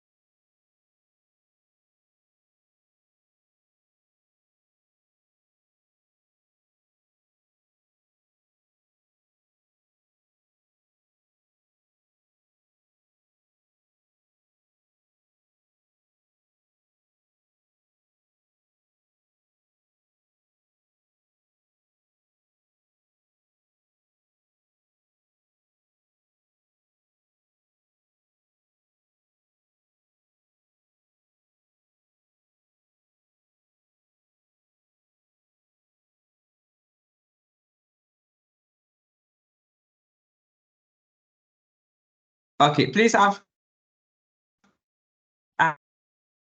shared this.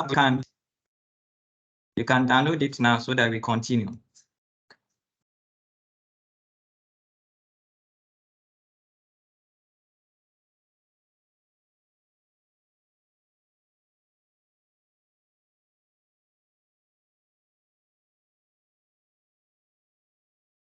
Did you send it to the emails? I've not done that yet, but it's on the WhatsApp platform. Okay. Or should I send it to the email? So I think the WhatsApp is fine. Okay.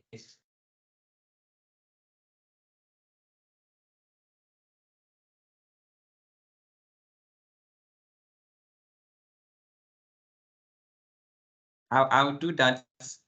I'll add the slides and forward it to your respective email. Okay, so let's launch the the data. So this is it. We have marital status.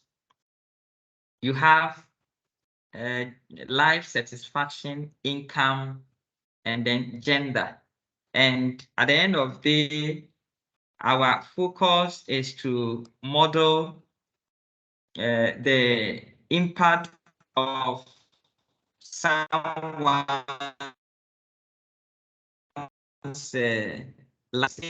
other variables.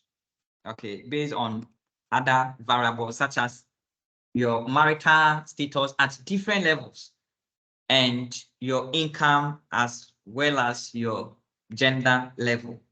So we want to create a dummy variable for marital status. If you can see here, you realize that yes, this is just one variable. This is just one variable called marital status with different levels. Okay, with different levels, you can see married, you can see divorce, you can see single, then you can also see widowed, right? So that is that. So we want to split the marital status into their respective levels. Okay, so that we have the single standing alone, we have the married, we have the divorce, and then that of what the widow, right? So when we go to the variable view and marital status, you can see that 1 stands for marriage, then 2 is divorce, this section, this side. So we can see that 1 is married, 2 is divorce, 3 is single, and then 4 is widow. So this is what we have. Okay, so we have this. Now, how do we create a dummy variable in the first place? So I'll show you 2 ways that you can use to create the dummy variable. Then the one that you prefer, you can use it in your respective research ways. Okay, so the first one is create what is called a coding variable or recode. So in this case, let me show you where is the slide? Okay, so here you can see that marital status, if you are married, it is 1. Any other variable goes to 0. Okay, and now if you are divorced, it's 1. Any other variable goes to 0. If you are also single, right, you are 1, and then any other variable. So as you can see from this side, once you are married, this side becomes 1. That is 1 is married. All this side goes to 0. And now once you are divorced, you are 1. All other levels goes to 0, including this section 2. And then it also applies to this. Once you say you are single, yes, single is 1. Any other level is what? 0. That is all about what? Dummy what? Creation. You create a variable to represent. Okay, so it means if you are not married, any other thing is 0. If you are single, any other variable is 0, and so on. So that is how it is done. And there is something we call the singularity. And when it comes to the dummy creation, we don't want to experience what is called singularity. So what we do is, instead of us creating, remember we have 4 levels here: married, divorced, single, and widowed. If we should put all the 4 levels in the equation, we are going to have what is called singularity, which means the system will not be able to terminate, or the system will not converge. We won't get result for it. So what we do is we create, instead of recreating, we can create all the 4, but at the end of the day, we can only use 3 for the analysis. So it says, if you can see from this side, it says, in order to accomplish this, we must recode marital status, a factor variable, into J minus 1. So depending on number of J's that you have, the levels that you have, minus 1. So we have 4 levels here. So we have 4 levels.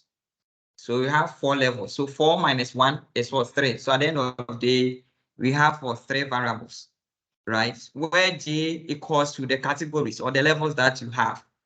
So let's take note of that. Else we will push all the variables inside and we won't see anything. Okay, so that is one thing that we must take note of. Okay. That yes, point again. So here, kindly go back to that slide. Okay, this side. So category 1.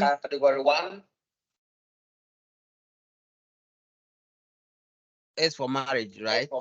Then category 2 for divorce. Category 3 is for single. So we left out the widowed. Yes. Could you have in any of them? Oh yeah, we can create it. We can even add it here. Okay, we can add it, but in your model you can't put all the 4 in it. Okay. You can create the last one. We can do it. We can add it, but as I said, when modeling you are using the software, you can. Yes. So even if you have all the 4 created, you can use 3 at a time. You can decide to omit the other one and focus on the other 2, the other 3. Okay. All right. So let's see how it is done. So you go to transform on the menu. Go to transform on the menu. You see recode into same variable, recode into different variables. So let's select recode into different variables. The recode into different variable keeps the original results and then also maintain what you have just created. Okay, so we are after marital status. So we move marital status to this session. Okay, to this session. We move it to this session. So marital status will come to this session, and then we can make it, we are after dummy 1, dummy 2, dummy 3, and so on. So we can make it dummy 1, whereby dummy 1 stands for marriage. Okay, so we have, or better still, we can even name it D married. If you want to name it as such, we can make it like that. And then we click on change. Okay, seems it contains an illegal name. Okay. Have I done something wrong? Okay, no problem. Let me make it M1. So this is married M1, and then we click on old and new. Okay, old and new. Now, what are we saying? We are saying that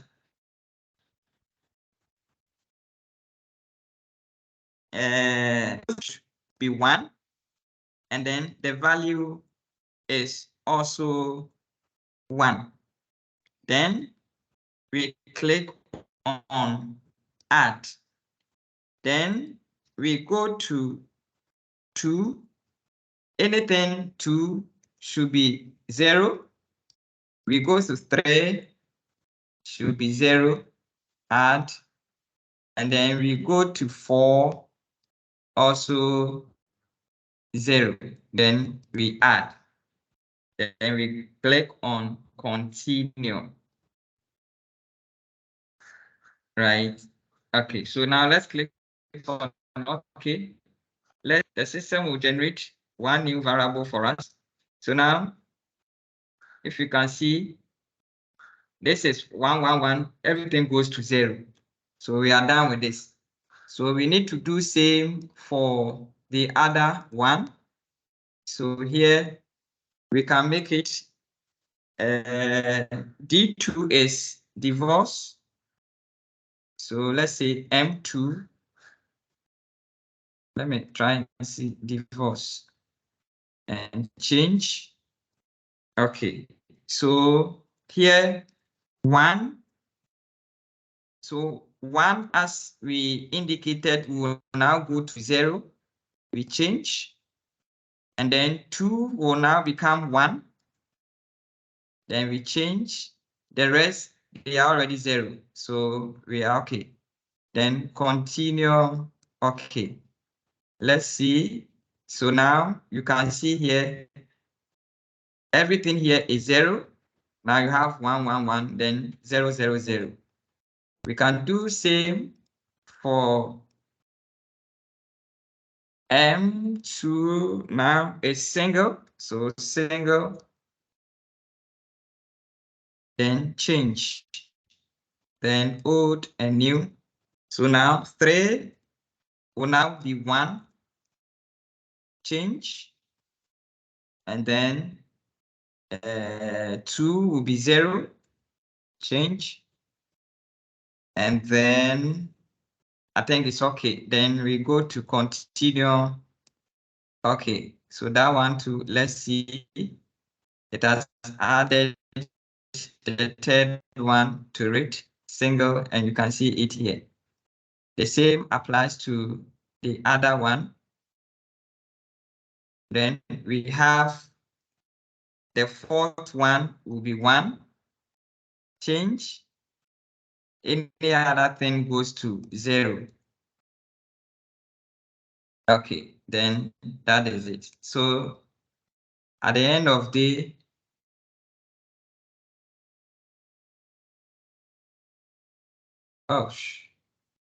I didn't change the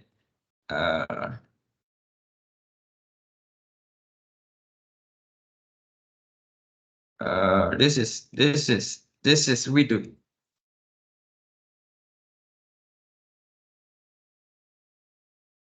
Change. I think I've made a mistake somewhere. You see, this side is like it's the same as this side. Let me change this side. So the single side, this is single.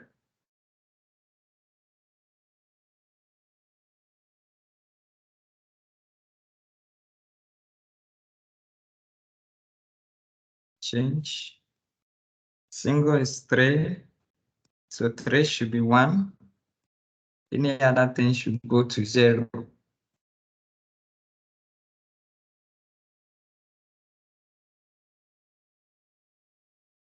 So let me do away with this one. Okay, so this is that. So this is your dummy variable that you have created. Okay, this is the dummy variable that you have created. Another approach is you go to transform, which is very simple. Transform, and then you go to create dummy variables. You click on it, and then you move the variable in it, right? So once you do that, the system will create it says create variable. Okay. Main effect. Okay. Oh, my screen too. Can't even click on the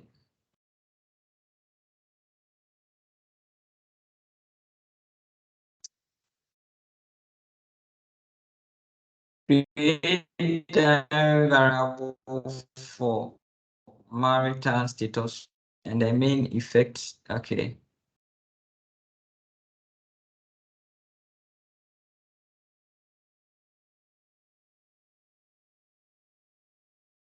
Oh, my screen size, my screen.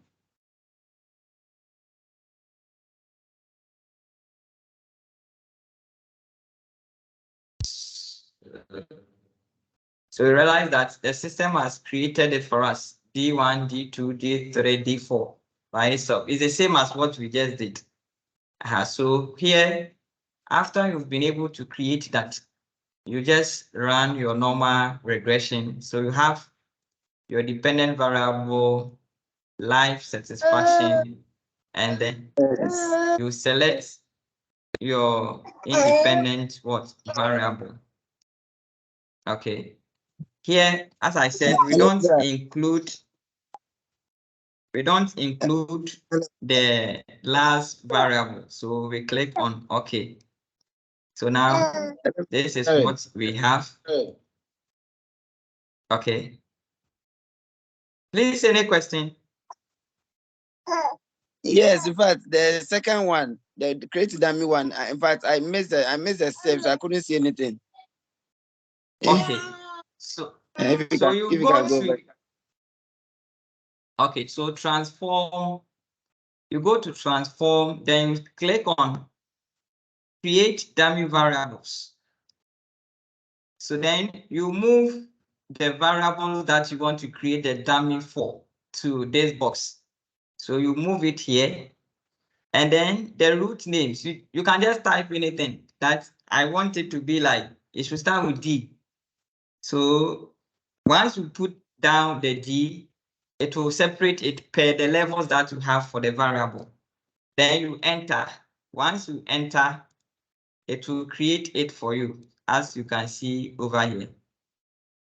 It will do the creation by itself for you, automatic. Please, is it okay? Okay, yeah, thanks. All right. Okay, so that is how you create a variable. So after that, you run your regression, then you put the dependent variable in it.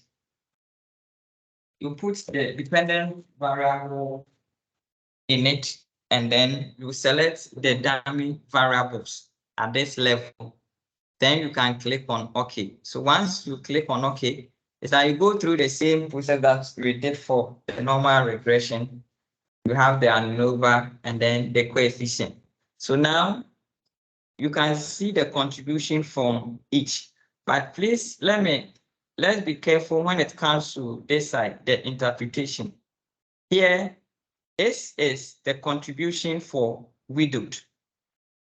Okay, because you said that when all other variable goes to 0, right? What is the contribution of widowed? So that is why we have 1, and then that of what? The widowed. The widowed, everything goes to 0, right? So please, let's take note of that. So this is the mean value for the widowed, right? And then if you add this one to this one, the difference between this will give you those that are M1. I think M1 is the married, right? And so on and so forth. So here, the impact that the married couple are having, or the probability of someone not getting married or is not married and is a widowed is this. This is the contribution, or this is the impact. And then those that are married stand at, let's say, 14 times more chance of being satisfied in life as compared to those that are what? Widowed. Because you are making your conclusion based, or maybe you are making your decision based on the reference point, that is the widowed. And those that are, this is what, divorce, are 4.7 times, okay, satisfied in life as compared to those that are widowed. And then those that are also single are 10.9 times, okay, satisfied in life as compared to those that are those that are widowed.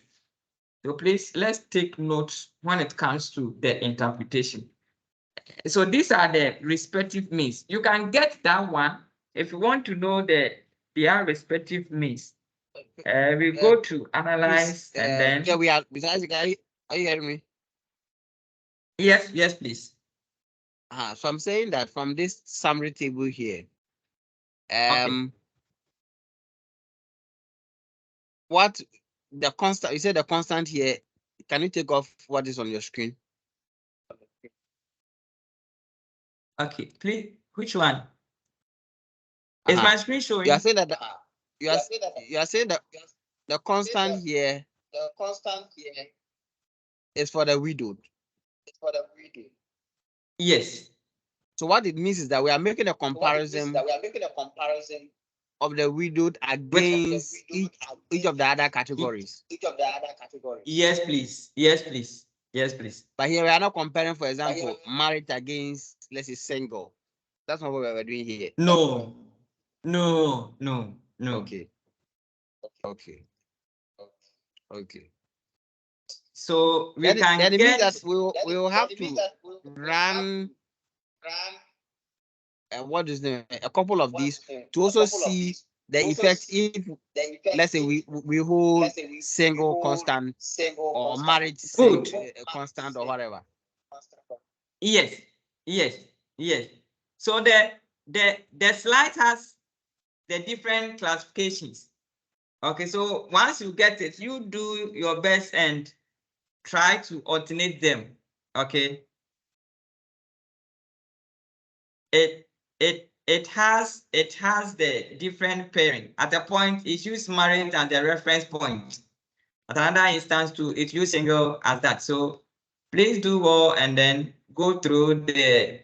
I'll share the slides with you so that you practice.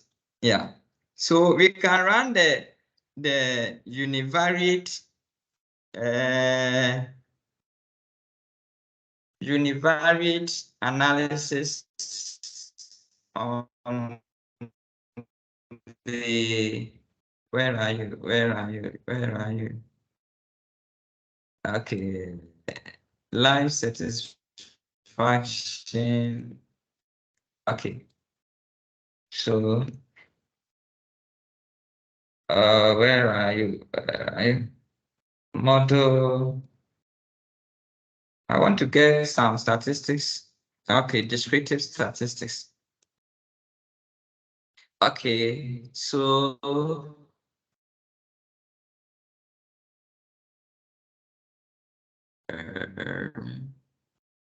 okay, so now can you see something here? Can you see the mean for the widowed is this?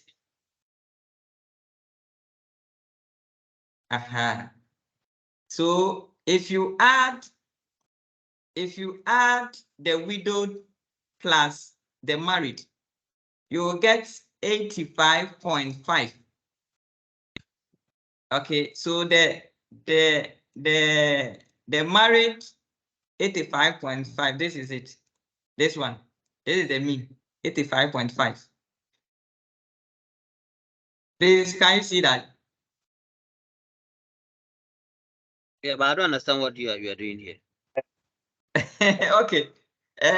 We wanted to, or I just want you to know where those values are coming from.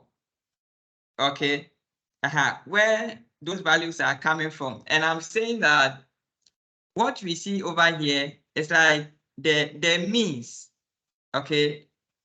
The means for the regression, right? So these are the means.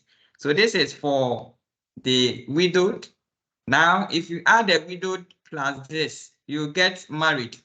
If you add all this one to this one to, you get it for divorce. And then if you add all the four, you get it for what? Single. Are you getting it? So that is what you see over here. But why are you adding them up? I think oh, add the widowed plus the singles. Yeah, just for you to get to know the, like, this and that will give you this and that will also give you that, this and that will also give you that. You get. So here, the single will be 7 points. 7 points. Is it 7? 70. 71.5. What number is this 71.5? It's a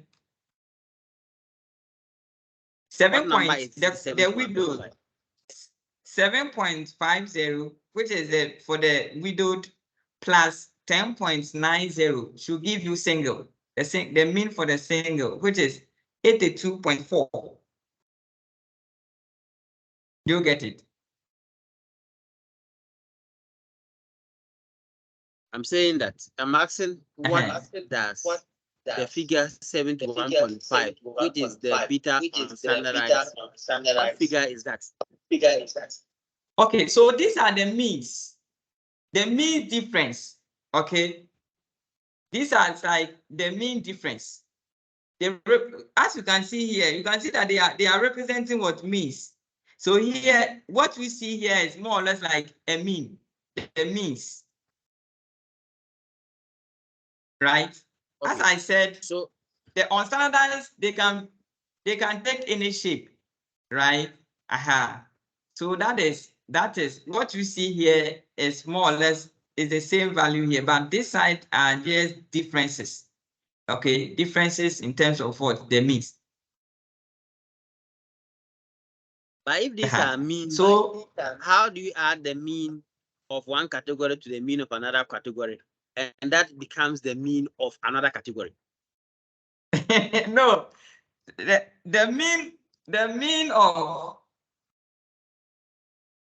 mean for widowed, this one, plus the mean for married should give you the total mean for married. Do you get it? These are it's like differences. That's where I don't get it, because married is one category, single is another category. If I add the means of the two categories, how does that give me the mean of the third category? That's where I don't get it. You see, we are making reference based on the reference point, and here the reference point is the widowed. Are you getting it? So if you want to know the total contribution, then you cannot forgo the widowed, because the widowed is like it is sitting below the model, right? So definitely you need to make reference to it without ignoring it. That is why we are adding the contribution of the widowed plus that of what? The individual levels here to get the total means for each level.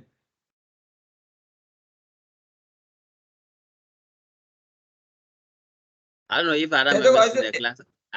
I don't know if other members in the class understands it. Hello. Hello. Yeah, hello, Patrick. Yes, I think I seem to get what my brother is saying, because me too, I'm lost. That if you are doing a dummy, so if you can go over and explain to what is the dummy in itself? What is it about? You get me? So that you know, because it seems like I'm lost. And you get a mean, you have to add one to another to get this. For example, you're doing married, single, divorce. And if you are supposed to add, let's say, married to divorce, to get that of divorce, it's some way for me. I don't get what it is doing. Okay. If you can explain again. Okay. Ideally, I was not going to do the univariate analysis of variance, but I just wanted you to know that these are representing means.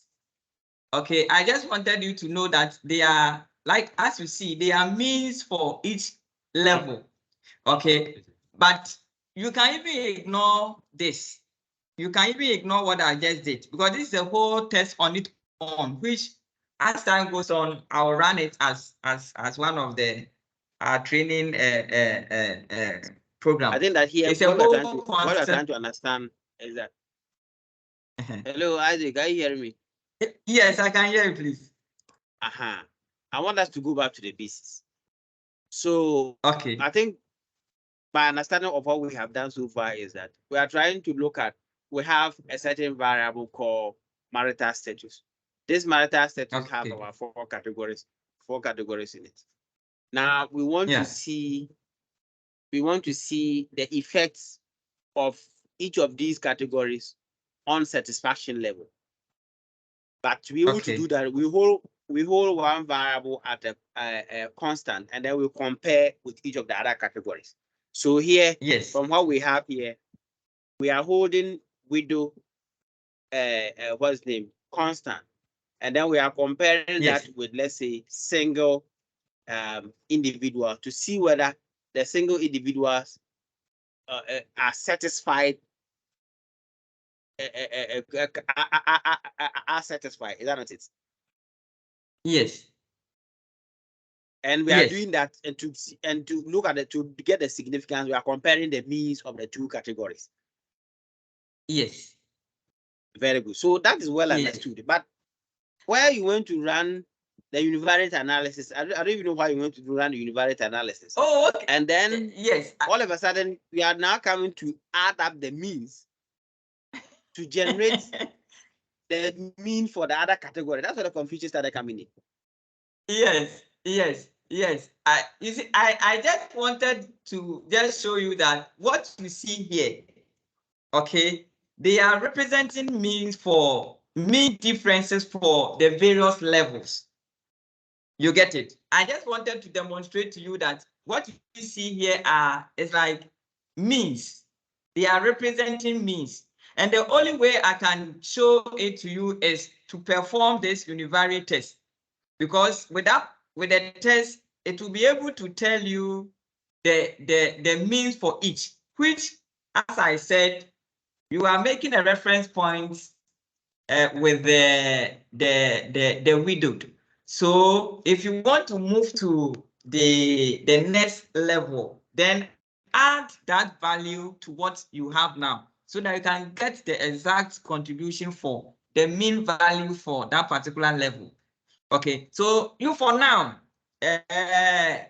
you can ignore this session, but know that anytime you run this kind of dummy things, whatever values that you see here, they are representing what means. Okay, but if you want to do your discussion, as I said, you can take it from this angle.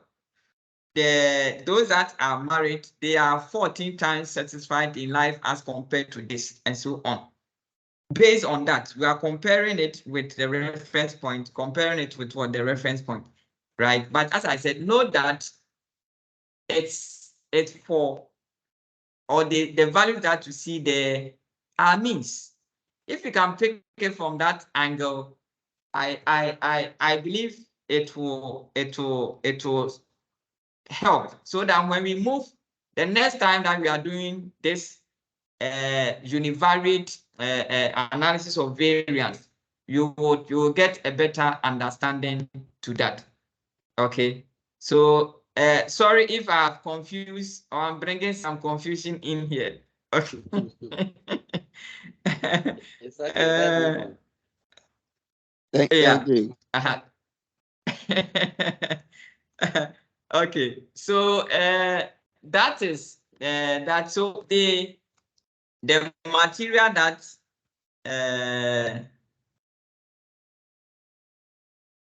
the material here, okay, it has the interpretation, everything for you. So you can see it here. It says the group means being tested with what? ANOVA, right? So it says, let me just read something over here. I think there is some small illustration. It says the slope for D3 is the difference in means between individual in the single group and those who are widowed. Okay, thinking about the coding of D3, where blah, blah, blah, blah, blah, and so on, right? So it says comparing of result with one way ANOVA with marital status as the independent variable and that. So it's like we are just comparing the results with the analysis of what variance. That is all. Okay. Yeah. So I think that is that. So we can add the other variables. We can add the other variables to the model. The other variables like we only use the dummy ones, so we can add the other ones to it to know how the model is what behaving.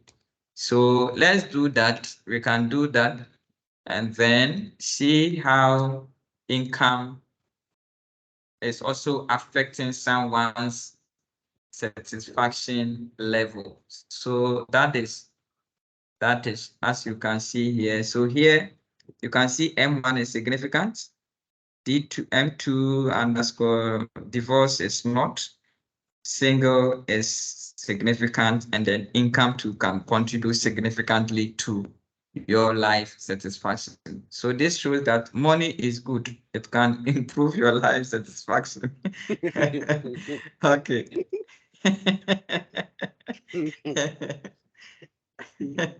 Money is good.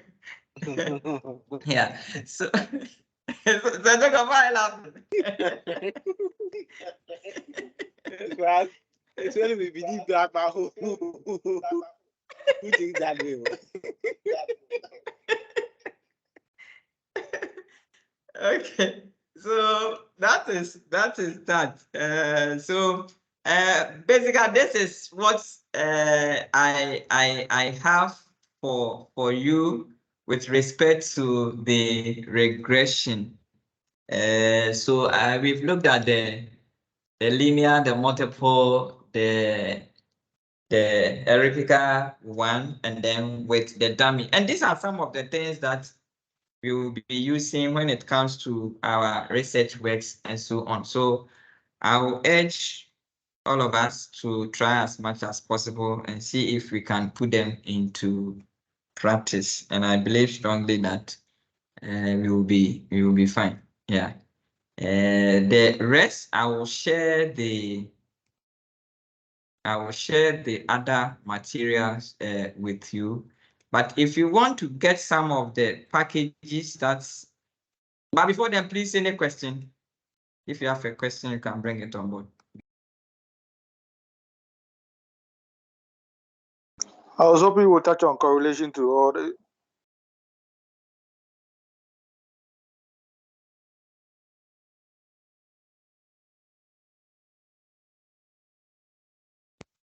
Hello?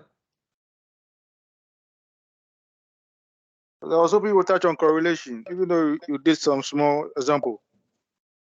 Oh, okay. Okay, we can just do that. So with so with the correlation, yeah, so it's also simple way. So we go to the analyze. We go to analyze. This is correlate. So we select that and then we click on bivariate and then we move the variables of what interest. So we have, so let's do it like that. We select it and then we click on OK. So once we click on the correlation, the output will come. So this is what we have. This is the correlation results. This is the correlation results. The correlation between performance goal by itself is 1. Performance goal and then achievement is that. Okay, and so on. So just try to present it nicely. You see, when you look at the articles that I have shared with you, I don't know whether I've shared this article, but I can share it with you, or you can even download it yourself. So this is how they did the presentation. Please, it is not appropriate. It is not appropriate to replicate whatever information that you have here. Okay, on this side, it's like a mirror. So The software will give you both sides, this and that, right? But you need to format it nicely. But even the higher version, what we are using is the higher version. So we can even instruct the software to do what we want. So we go to analyze correlation. This, okay, you check this option down here. So for instance, you want to run correlation for this 4. You check this option and then it will only give you the lower outcome. So you can see from this side. Okay, you realize that it did not give you the full it didn't give you the full session. You see, this side is not there. So you can instruct it once you are using version 27 and above. You'll be able to instruct it for it to do it for you, like what we see over here, without you doing it by yourself. So this is how the correlation, and some do present the correlation with the descriptive statistics. It all depends on you. So these are the descriptive statistics, the mean, and then that of for the standard deviation. It's a presentation style. So once you see someone's article and you want to do same, please go ahead and represent your result in that manner. It is accepted. It's accepted. This is how someone also presented his. You can also do yours in the same way, right? Such as, please, are you okay? I'm okay. Yeah. So I think this is where we would end our session. If you have any question, you can put it on the platform. We will discuss. You can also call in for us to discuss, whether it's your research, your long thesis, or a manuscript. We can still look at it, and let's try to. We can collaborate and work on a single paper of interest. We can publish it, and then I think we will be fine. So it all depends. Once we all agree that this is where we want to, or this is what we want to do, you will bring a topic. We all try. Once there is data available, you do a part, also do a part. The other person does his part, and then within a short time, we are able to write paper. Than one person sitting down, taking a very long time to write. So that option too is there. That is, if we decide to collaborate to do, we can equally also do that. Yeah. And as a consult, we also do works for others. We do works for others. So if it's a long thesis, we can still provide assistance and do your analysis and everything for you. So we are open to so many things. It's so many things that anything relating to research statistics, we are there to support or provide assistance to. So God willing, next month we would take another important area, that is the exploratory analysis. Exploratory analysis, which is also one of the robust way that people or technique that people use to analyze their data. So please, if you see the advert, try and see if you have time to register and join the class. Very interesting one. So I think you all like it because it's also one of the high dimensions. See, Mr. Solo was mentioning the structural equation modeling. Yes. After the exploratory, we will go into the confirmatory analysis, whereby we will handle the structural equation side. So that one too, we will take them one after the other. They are complex, so we need to have enough time to be able to explore further. So once you get the information, try and join. And I believe strongly that it will help you in your own research work and also imparts the skills onto others. Yeah. So this is where we will end. Yes, I wanted to share how you can download the packages. Yes, so that one you just need to, for instance, you want to get the normality SDS. Okay, let me see. You go to, okay, normality tests. Normality test being, okay, normality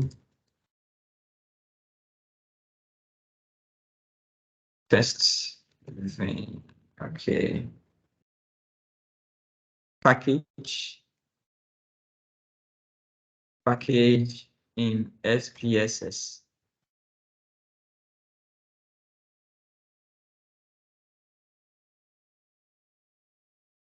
Okay, I think this gentleman, I'm coming. Normality, I think I downloaded it from a GitHub account. Oh, okay. Another way is you go to the extensions and then we go to install local extension. Okay, extension hub. So it will open the hub. There are a lot of packages here, but it depends on what you want to do. Okay, it depends on what you want to do. So depending on the kind of analysis that you want to, you can invite them onto the software. Some of them I've added, others too I have not. So you can see there are a lot of them here. So just I'll share a specific link with you to download. But this is where you can also get someone who wants to do something like perform co-integration and stationarity tests for time series data. You can come here and install this package. It will sit in the software so that you can use it. Supports vector machines. This is a machine learning package. You can use it. And those dealing with survival regression, parametric survival regression, if there's something like that, you can install. Come here and then install, right? So this is one of the ways to get the packages install onto the software. So there are a lot of them, a lot.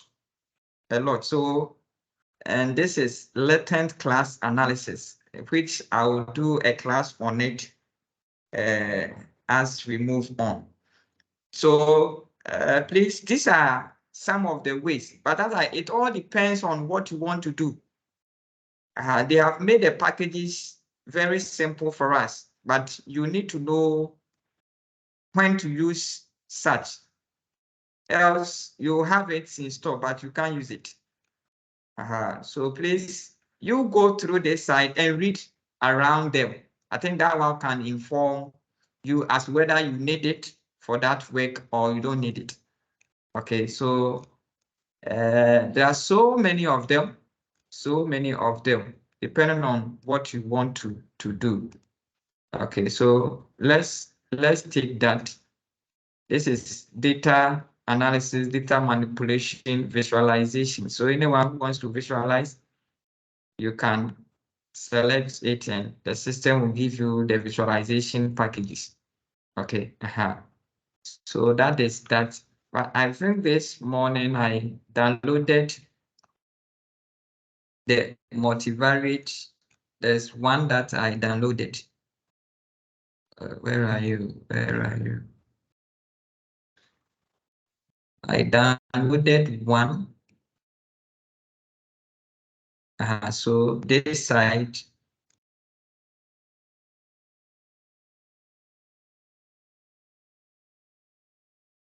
I downloaded one and then installed. So you click on it, free download. Then you can click on the free download. It will download it for you, and then it helps you to. There are a lot of information in it, but please, I will get the specific link for you so that you can easily click on it and then get it done. Because it's not a straightforward kind of. So I will do that and share the link with you so that you can also follow suit and get it done. Okay. Okay, thank you. All right. Okay. All right. So God willing, next month, that is not next month, maybe early July, the advert will start. It will start around maybe the middle of June, or yes. Then maybe latter part of the month we will take it, or early July. So God willing, we will meet again. So if there is any question, please, you can just reach out to us via the WhatsApp platform. We would attend to you and help you. If you have anything with respect to your research questions, I mean your research work that you are conducting, we are there to help you. All right. Thank you very much. So I'll share the video link as well. I'll create a common platform so that we would get some of the materials. Okay. All right. So I think we can end the class for now. Thank you. If there is no further question. Thank you, Mr. Sari. All right.